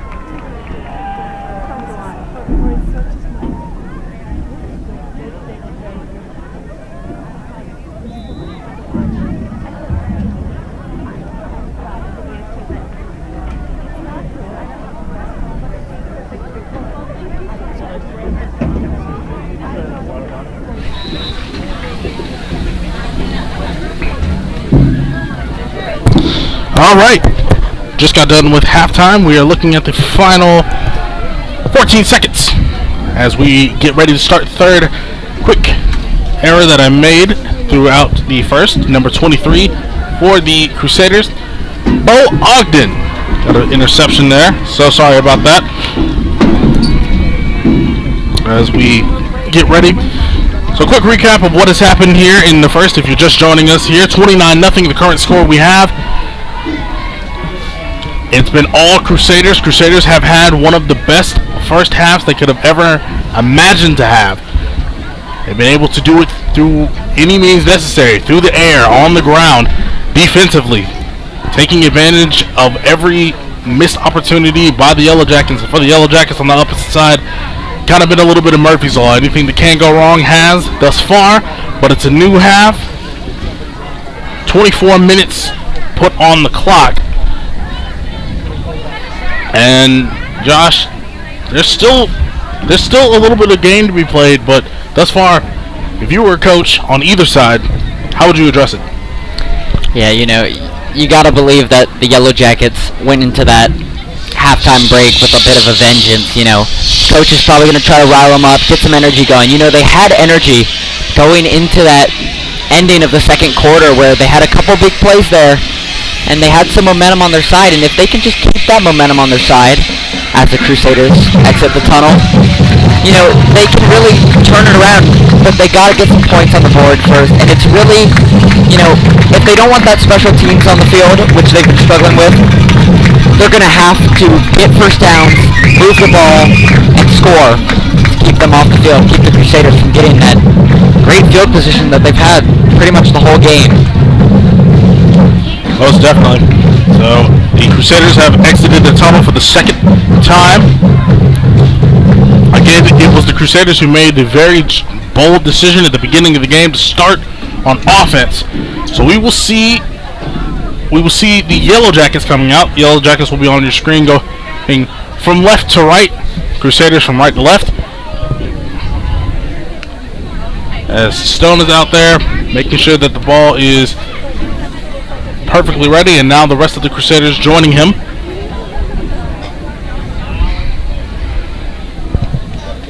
I suppose you just got to think, do the Yellow Jackets bring a different approach to the second half here? You know, they've tried everything, running, passing, and they've had a lot of success on passing. Maybe they try to do that a little bit more, find some open men. Most definitely. As that one is sent high, and once again, it will be a touchback as it touched the one this time before it even touched the end zone. So Juan Sierra, what is the quarterback, did go down for a little bit, came back, had a great, amazing drive down the stretch, hit some really big throws, big, strong throws down the field, so he's looking to see if that momentum carries over, and if it doesn't, well, he's hoping that it carries over from the end of the drive. Yeah, I think Will Sierra has looked good so far. I think it's going to be less on him and his performance here and more on what kind of plays did the Yellow Jackets call out of the huddle. Mere pistol formation. As Sierra is going to throw, show off that arm. Sierra to Sierra. That is Nicholas Sierra, and he get a few, maybe about a handful or so. Bringing up second down.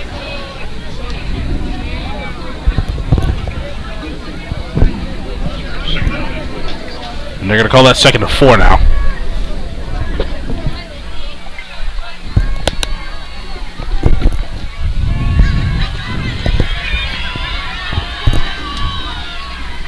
Again, another pistol formation. Sierra having time, throwing it across the field, finding his man. That's Castillo. That's Nico Castillo. First time we said his name all night. And so that will give the Yellow Jackets first down. Already 2 plays. First down. Looks like they are a new way and a new approach of moving this ball. Yeah, good to see if you're on the Yellow Jacket side. You got to think maybe they planned this sequence out coming out of the huddle. So far, looked really good, especially on the passes there. You know, I've heard about, you plan or pre-plan your first 15 in the first half. Maybe they're doing that for the second half as well. Absolutely. Who knows? Trips to the right as Sierra is still in the pistol formation. Sierra's going to take it himself, trying to find a man, throw it away. Incomplete. Wow, very interesting on those last 2 plays. The fake handoff. Both of those looked very odd with the running back running to the opposite side to the quarterback's back, I should say, and the quarterback sticking it out to the opposite side of the running back. Not much misdirection there, I would say, for the defense. Most definitely. It looks a little odd from up here, but it is the way that they have drawn it up. So, again, you and I are not coaching. We don't know what they've been working on. Another pistol formation as Sierra's going to throw it out, and that is going to be almost intercepted. Malachi Smith was there, and now a flag comes out. A Yellow Jacket on the turf. And I think this could be an either unnecessary roughness or a taunting, possibly.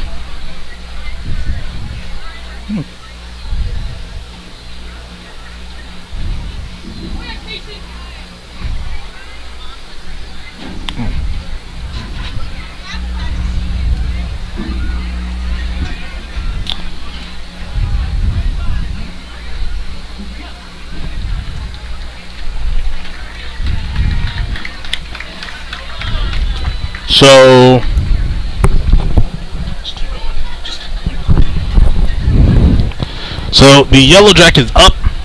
He is there. Foul has not been talked about just yet. They're trying to make sure the heat is okay.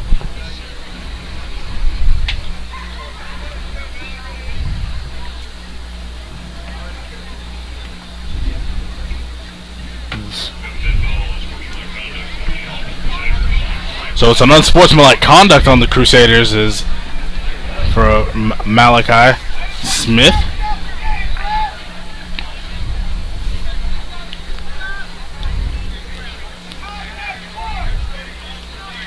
And that's a big gain of land there for the Yellow Jackets. Out past midfield now. Fortunate on the injury, but they're going to have some good fortune with the unsportsmanlike conduct. A lot of it. So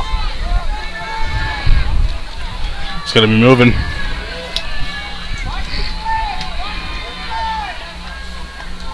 Man in motion as it is brought down.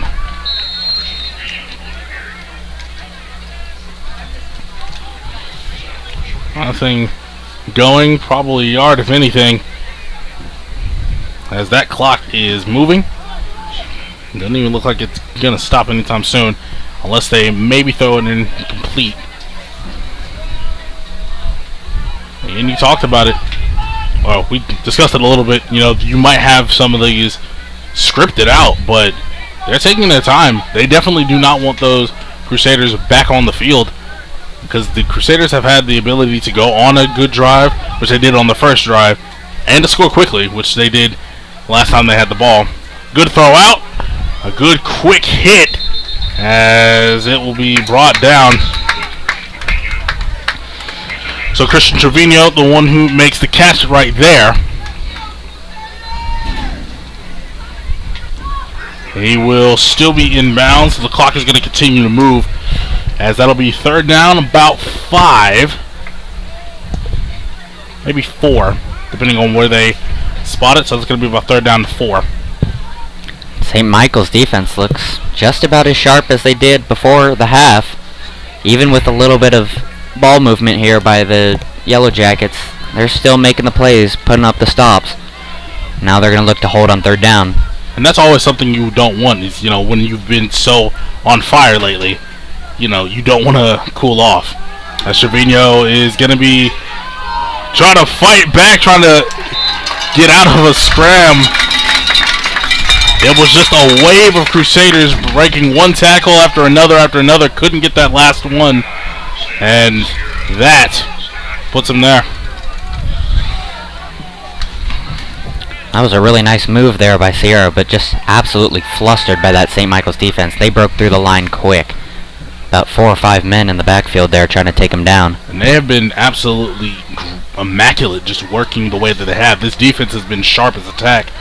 In every phase, they are able to fly around. They're putting hats on the ball. They've picked it off. They've been ready. Folks, stay tuned here on the special teams. Let's see. So that is a swim, and that one was a low kick, and that will count as a block for the Crusaders.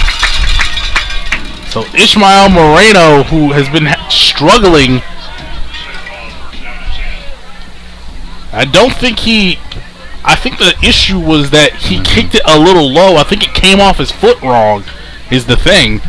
Because he had more than enough time. He has the leg and the power. I think it just came off his foot wrong, a little low, and it was, you know, it was touched by a Crusader. Yeah, I think you were right about that one there. That snap looked good. I don't think the long snapper was the problem there. That was just not a great kick. Yeah, I think, yeah, that's the main thing. It just came off his foot wrong. That's just, you know, you never want something like that. So there's going to be a man in motion. Going to change the formation just a little bit, as it's going to be handed off.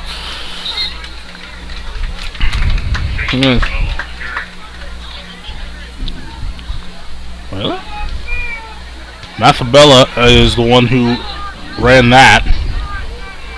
Mathabella, a new addition to the backfield for the Crusaders. Haven't seen him out so far, but taking a couple downs already in this game, giving him some reps. But it's been even though we talk about like Malachi Smith being the running back, it's been primarily Pantoja. He's been the one that they hand the ball off to, and he is doing his thing.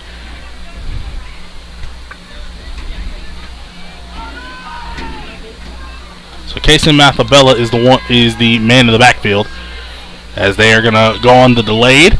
As Mathabella again just churning his legs, getting a first down, a little bit more, falling forward. And that's what you want. That's what you want in a good running back.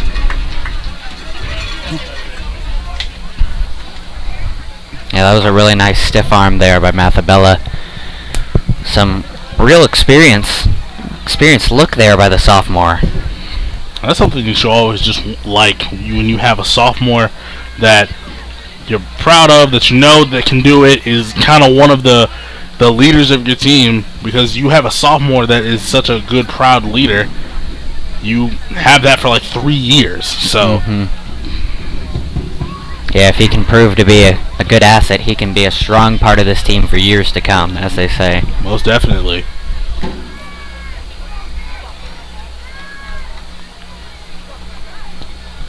As that's going to be a quick little screen out. Ratke is going to be the one who catches it, and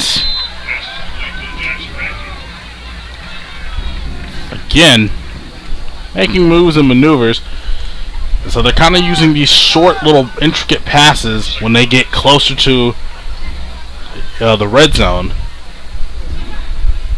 It's going to be a second down, probably about a good, I'm going to say 2nd and 8 from here.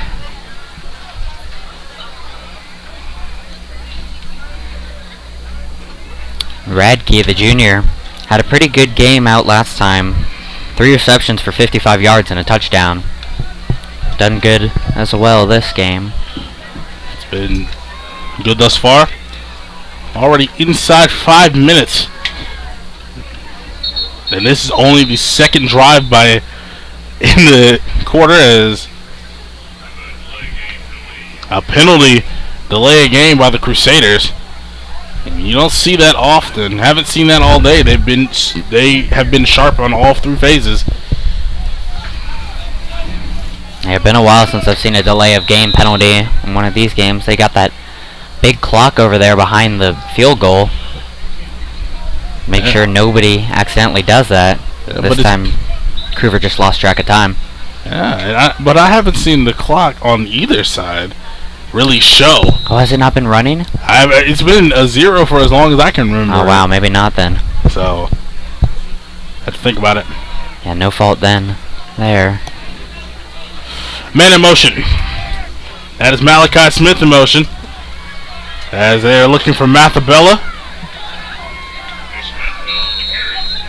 Mathabella is brought down. 3rd down, maybe round about the line of scrimmage, so maybe a loss of 1. They're pushing through.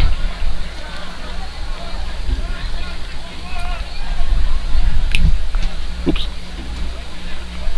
You know, at this point, the Crusader offense up by a lot, kind of just going through the motions here so far, really letting the defense do a lot of the work. But, you know, with the defense holding the Yellow Jackets to 0, not a whole lot you have to do on offense with almost a 30-point lead. Yep. They had such a great second quarter. As Kruger, he's going deep for it! Touchdown!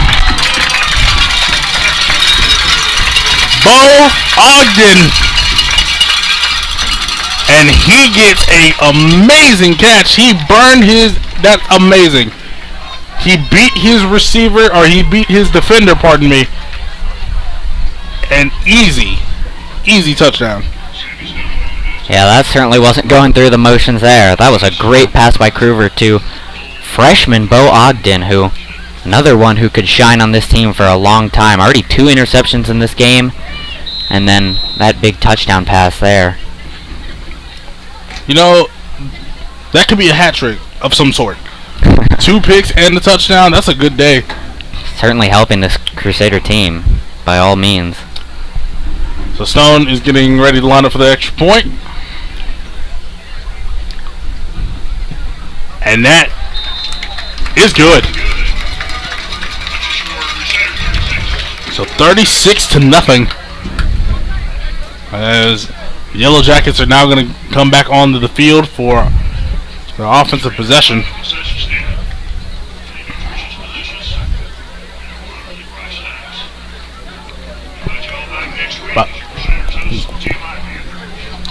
So as we look a little ahead, look a little bit ahead. We'll be back here again, bringing you more Crusaders football next week as they take on TMI Episcopal. So excited about that one. It'll be homecoming, so always exciting. You always want to have a chance to play a great game on homecoming.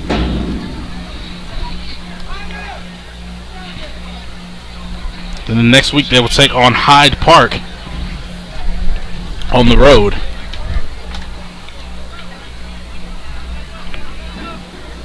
And after taking on Hyde Park, we'll be right back here for St. Joseph's Academy. We'll take 2 weeks off when they play San Antonio Christian and St. Joseph. And then we'll be back here for Senior Night on November 4th, as they will take on the Regents Knights. And that, I gotta tell you, Josh, that's a game I'm really looking forward to. Yeah, that's going to be an absolutely huge game on Senior Night. Please tune in. It's going to be fun to watch. So,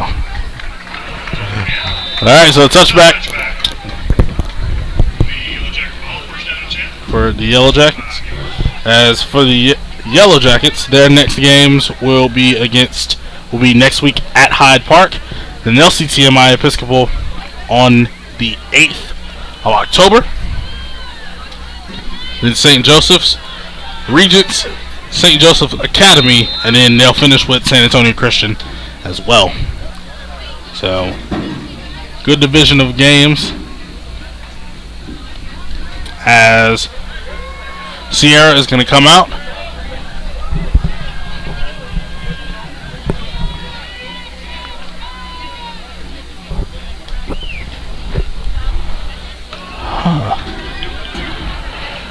Going out, trying to get something going. Maybe a little miscommunication there between Sierra and his running back in the backfield. Looked like on the read option there, Sierra and his back went the same direction.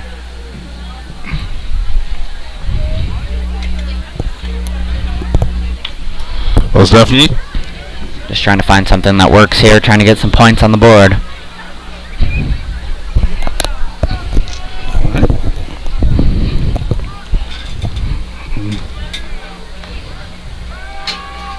Trying to get something going. Gets hit. Sierra in the backfield, just going to throw it away, and it's going to go all the way into.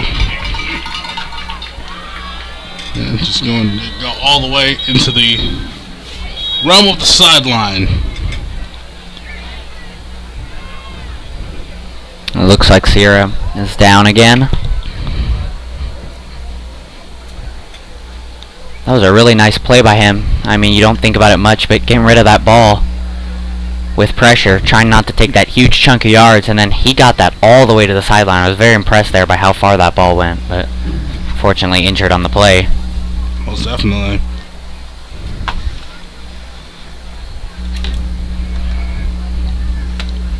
We're trying to get everything set up and ready to go. Sorry for any issues in connection, as we are facing the smallest bit of technical difficulties.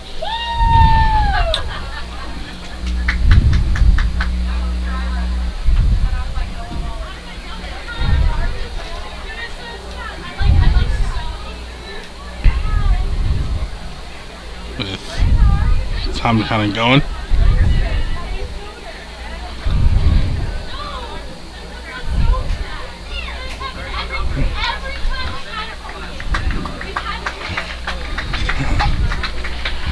Yes.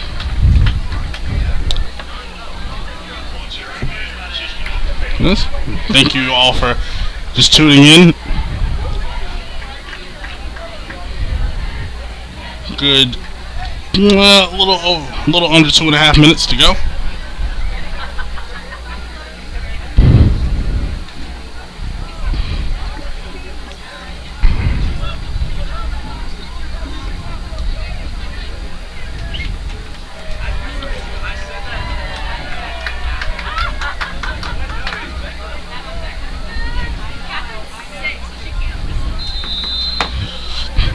as everything starts to go up a little bit.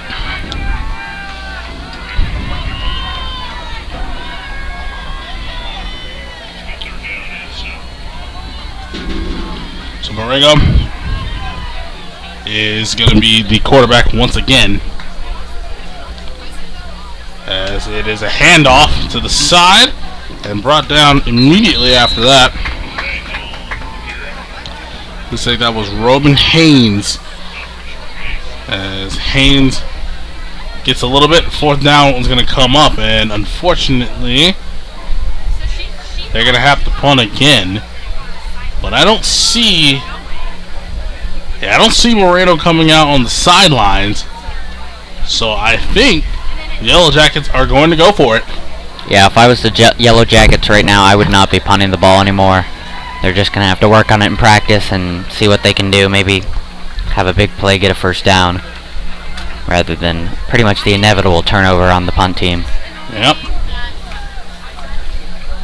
So they are going to hand it off. As the flag goes, they're going to be well short of the fourth down.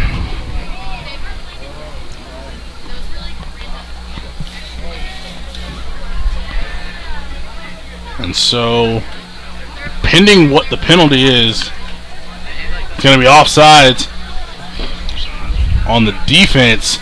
So it's going to be 5 yards, and now this is a very interesting predicament the Crusaders find themselves in.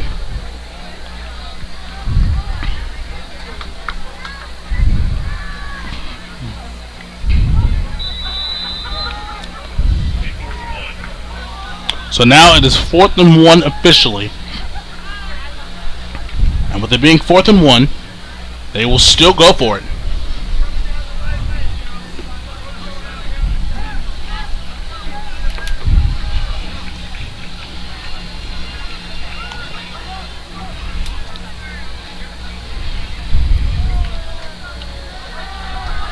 Has another chance, and I think he is short. And so the Crusaders will get the ball right back. And another chance, an opportunity in and of itself to score once more.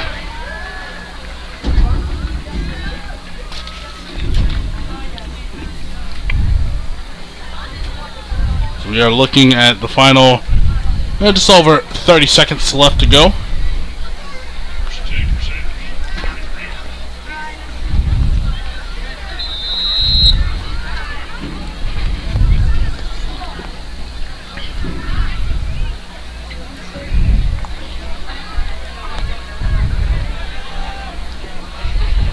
Here we go. Ball is about the 34. We'll call that about the 33-yard line. As Kruger's going to throw it over to Malachi Smith, who will be wrestled down just at the first down. Gain of 10. And just enough for a first down. So maybe 10 yards and an inch.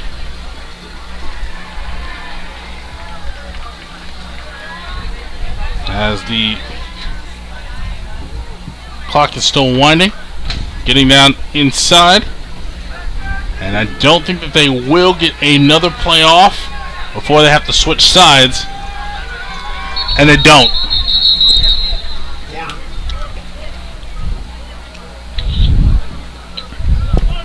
So, we'll step away for just a second, have them switch sides, and then bring you the fourth quarter of this amazing game. You're watching St.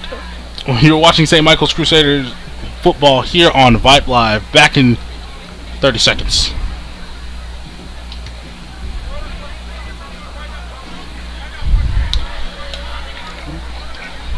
There's another provider, Texas Association of Sports Officials. These officials, have you ever wondered what it would be like to be a sports official in the middle of the action?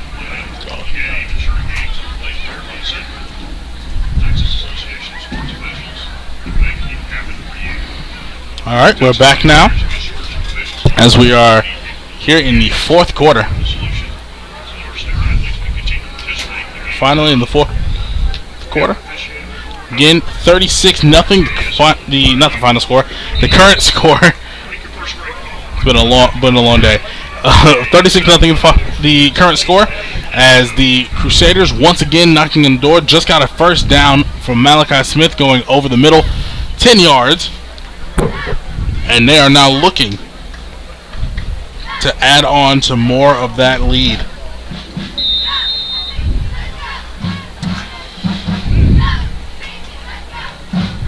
So right in front of us, Kruver.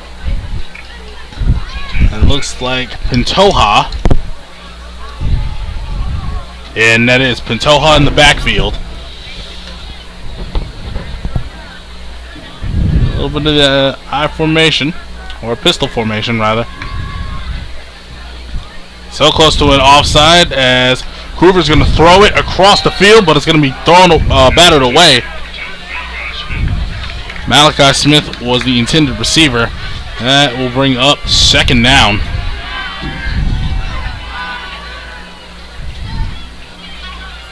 Wow, Kruger felt some intense pressure on that one. I think you're right about that. It was almost an offsides, and then he just jumped right through the line and hit Kruger hard. And that was the weird thing, because I saw the lineman jump, and I thought they were going to call that, but either way, nothing going. So second down, 10 yards to go. 23 until pay dirt.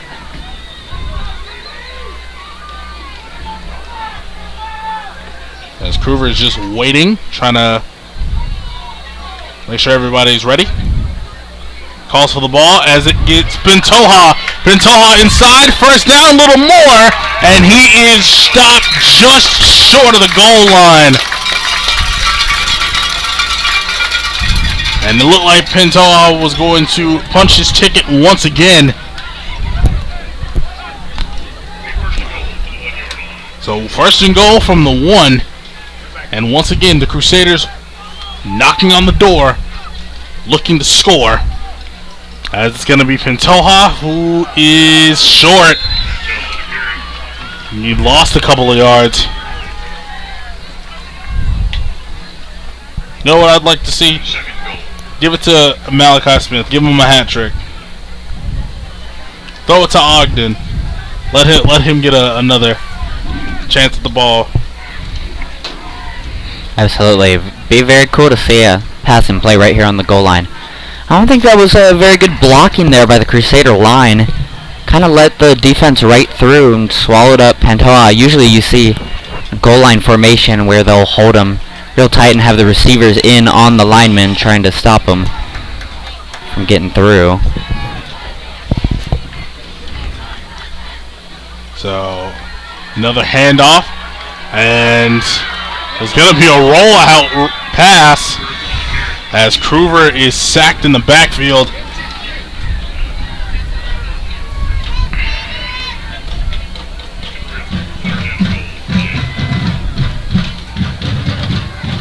I think at this point it'd be a wise decision to take Kruger out. Let him get some rest. He's done his job. He's had a good game so far.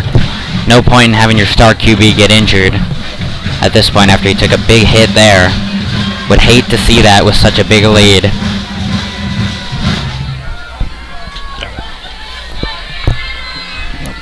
So here we go, 3rd and 8. 3rd and goal from the 8. As Kruger again going to throw it across, and he'll connect it. That will be Watkins. Lawson Watkins able to get to about the 2, maybe the 3. I think they're going to call it the 2. Very nice goal line stand by the Yellow Jacket defense there, not letting the Crusaders pass the pylon. We wonder where that's been all game. So already still going for it, as Crusaders are going to stay on the field offensively. And from the strategy standpoint, I agree. I agree with this coaching staff, because if you don't get it, they have forever and a day to go to try to score a touchdown. Exactly, that's a great point. So you could obviously get a good, quick little pick six. Kruger looking, end zone, touchdown. Malachi Smith, and that, ladies and gentlemen, is the hat trick of the night. his third.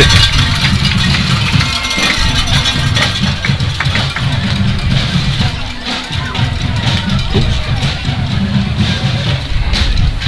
42.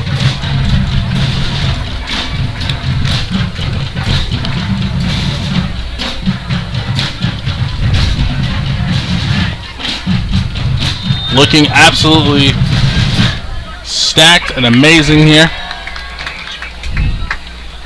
Yeah, all throughout the night here, we've seen some really great passes from Kruger.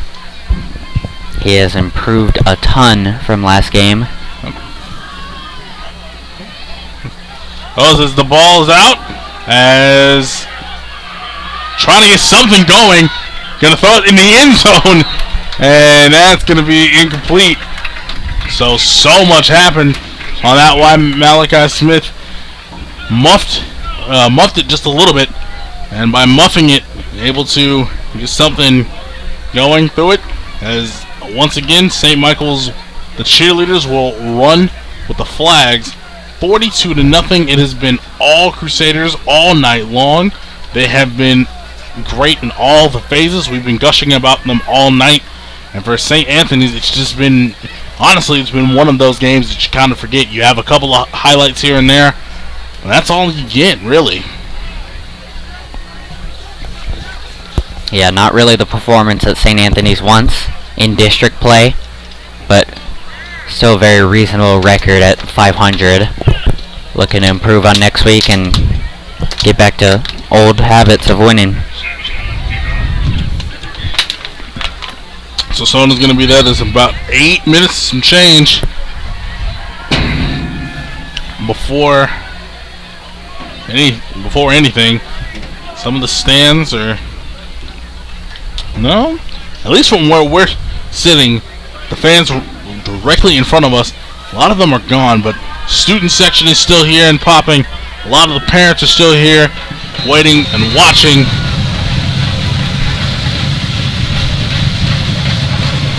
So it's been great as Stone puts his whole leg into this one. And another touchback. Has not had a single return tonight. Yeah, Sammy Stone showing shades of his cousin Will Stone. Starting kickoff. Or starting on kickoff for UT is Will Stone. Sammy may be getting some inspiration from that.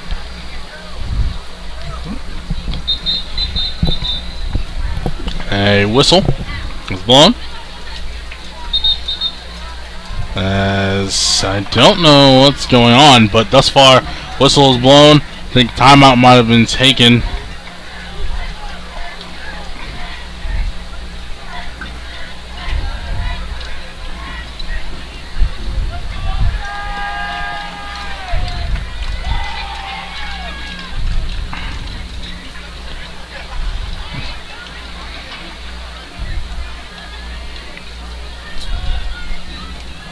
So they're discussing what's going on.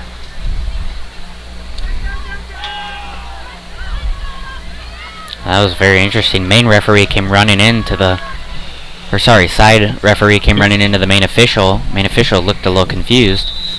I think it was the field judge. Well, they wind the clock and without it going, as there's going to be another run. That looks like Sierra. And Sierra gets close to a first down, but not enough. I think they would call that second in inches, as the clock is going to continue to move.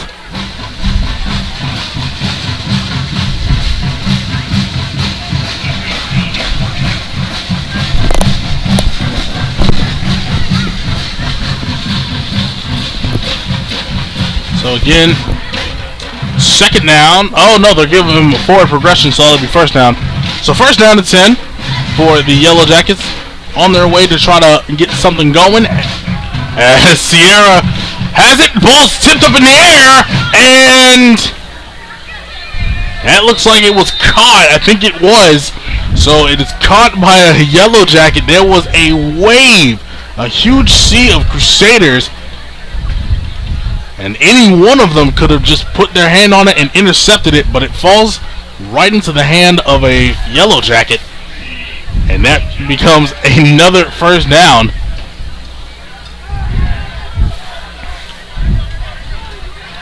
So once again in the pistol formation.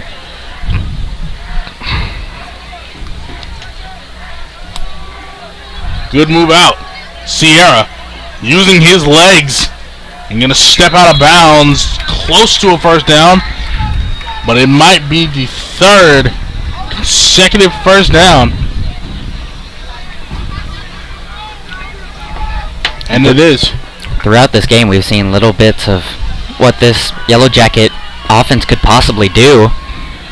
Sometimes they'll just move the chains bit by bit or get a big chunk of yardage, but just nothing big being able to be put together so far. Yeah, not being able to put it all together has kind of been the issue or the Achilles heel of the Yellow Jackets.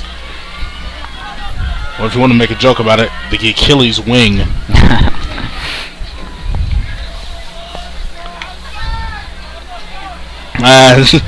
Sierra with a little misdirection. He knew.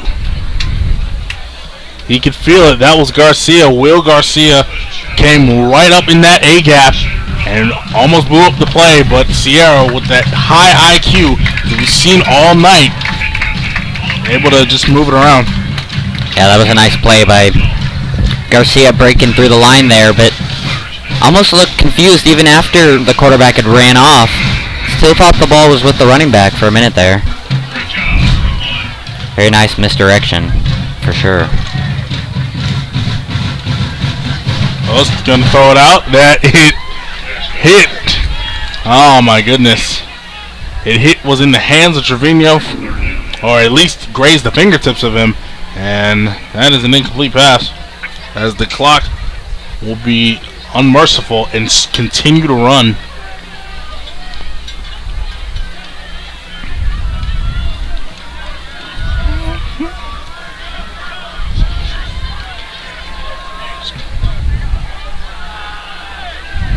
Pistol formation again. Third down. What happens? As Sierra will throw it out. It'll be caught, but it will be short of a first down.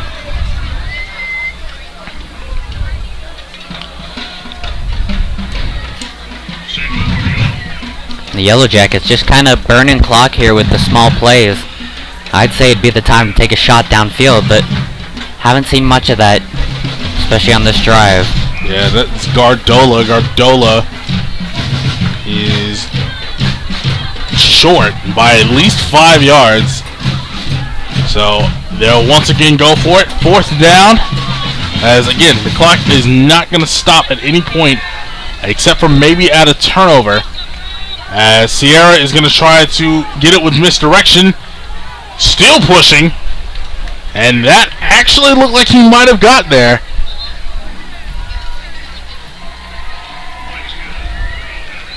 And it will be. So another first down. This is by far and away the best drive that they have had. 4 first downs on this drive alone. As 4 minutes show up on the clock.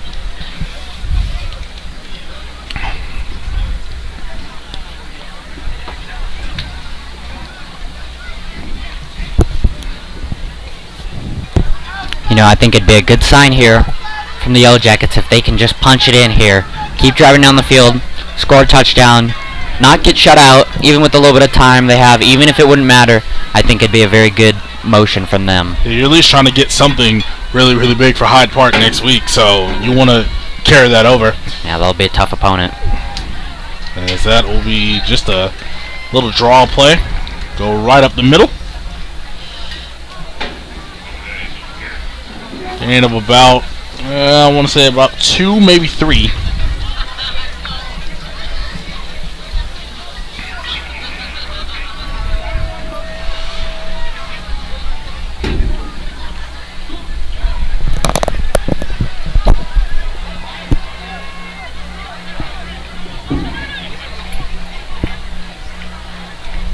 Going again. Sierra. And he's going to throw it deep. Looking deep. And it is incomplete.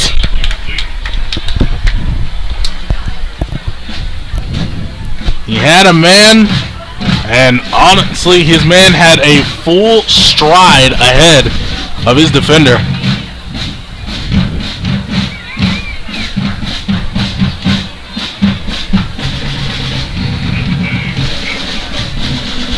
That was that shot downfield there. They tried it, didn't quite work out, but I wouldn't hate to see it again if they wanted to go ahead and try to get it another big play. Well, the clock is not going to stop unless you call a timeout, which I don't think the coach is going to do. But they're going to try it out. As Sierra is just going to run it himself. And a step out of bounds. Clock is still going to continue to run regardless, as we are inside 2 minutes. As they move. So again, we will be back here next week for homecoming, as the Crusaders will take on TMI Episcopal. Excited about that game. Always love homecoming. When I was in high school, always love how kids get down for homecoming, as we are inside minute and a half, minute 20 here on this 4th down. As Sierra's going to throw it up across the field. It's intercepted. And whoever, oh my goodness, it's a race to the end zone. And that race is going to be won for another touchdown.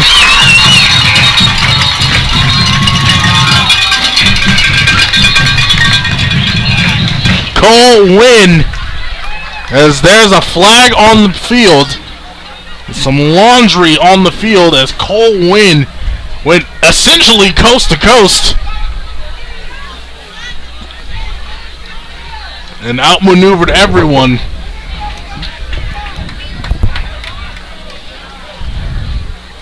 This definitely looks like it's coming back, but So is the ball going to go back to the Yellow Jackets? Well, it wouldn't go back to the Yellow Jackets. It says hands are being waved. I think they're trying to get the clock to stop, and it does.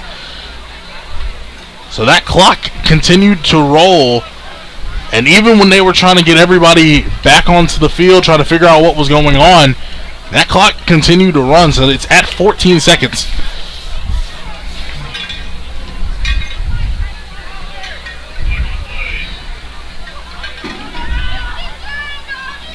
So regardless, if it is... So the Yellow Jackets will get another opportunity.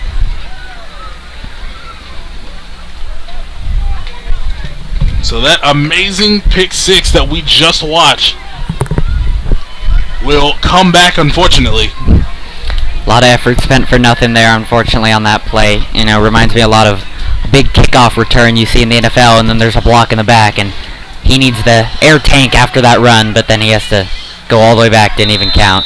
That was a big play there. It's always the worst thing. So they're going to keep it with where they are.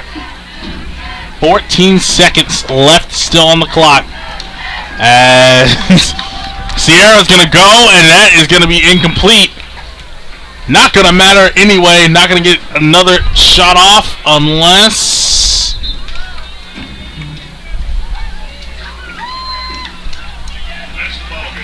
And no, they're not going to get another one off unless... Wait. Looks like the referees want to see one more play. I think... Yep, okay, so that's what happened. That's what I assumed had happened anyway.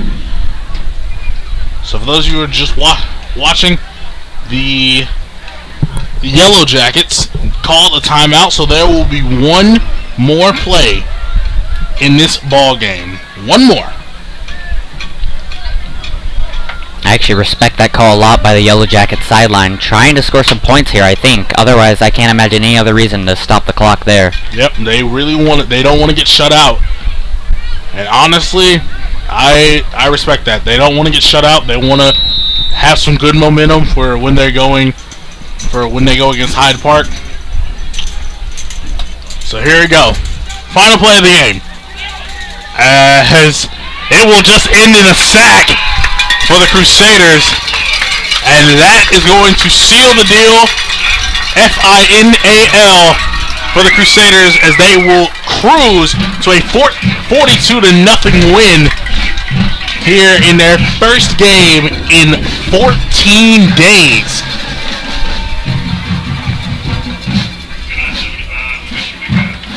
So, what are your final thoughts, Josh? Yeah, Joshua, that was a really good game for the Crusaders. Really great to see, especially after that 14-day break. You know, and the Crusaders came out here and did exactly what they said they would do, which is dominate. They really played well. Even with a couple miscues, you know, they showed that they were the better team here, the stronger team, and they'll be looking to take that momentum into next week. Most definitely they will. I think the big thing that you had to think about more than anything is they were dominant from the beginning of the game. There was a miscue on the kickoff, whether it was designed or not.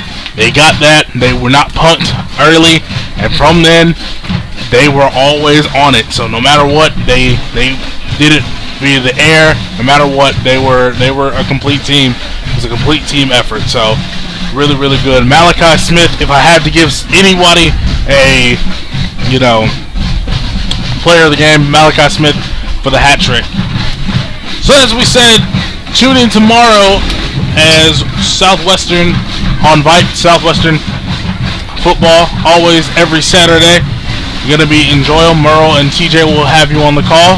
And we'll be back here next Friday as the Crusaders will take on TMI Episcopal. For everybody who joined, thank you so much. For Coach Les, our QA, Merle Bertrand, Suna Venkat, Josh, our amazing producer and cameraman. For Coach, who was not here, didn't say that any time in the broadcast, who is in Iowa with his family. Wish him the best and wish him well as he watches the Crusaders have ultimately the best game that they have had thus far this season. My name is Joshua Blanche, signing off. We will see you in 7 days when we watch the Crusaders take on TMI Episcopal. Everybody have a great rest of your night.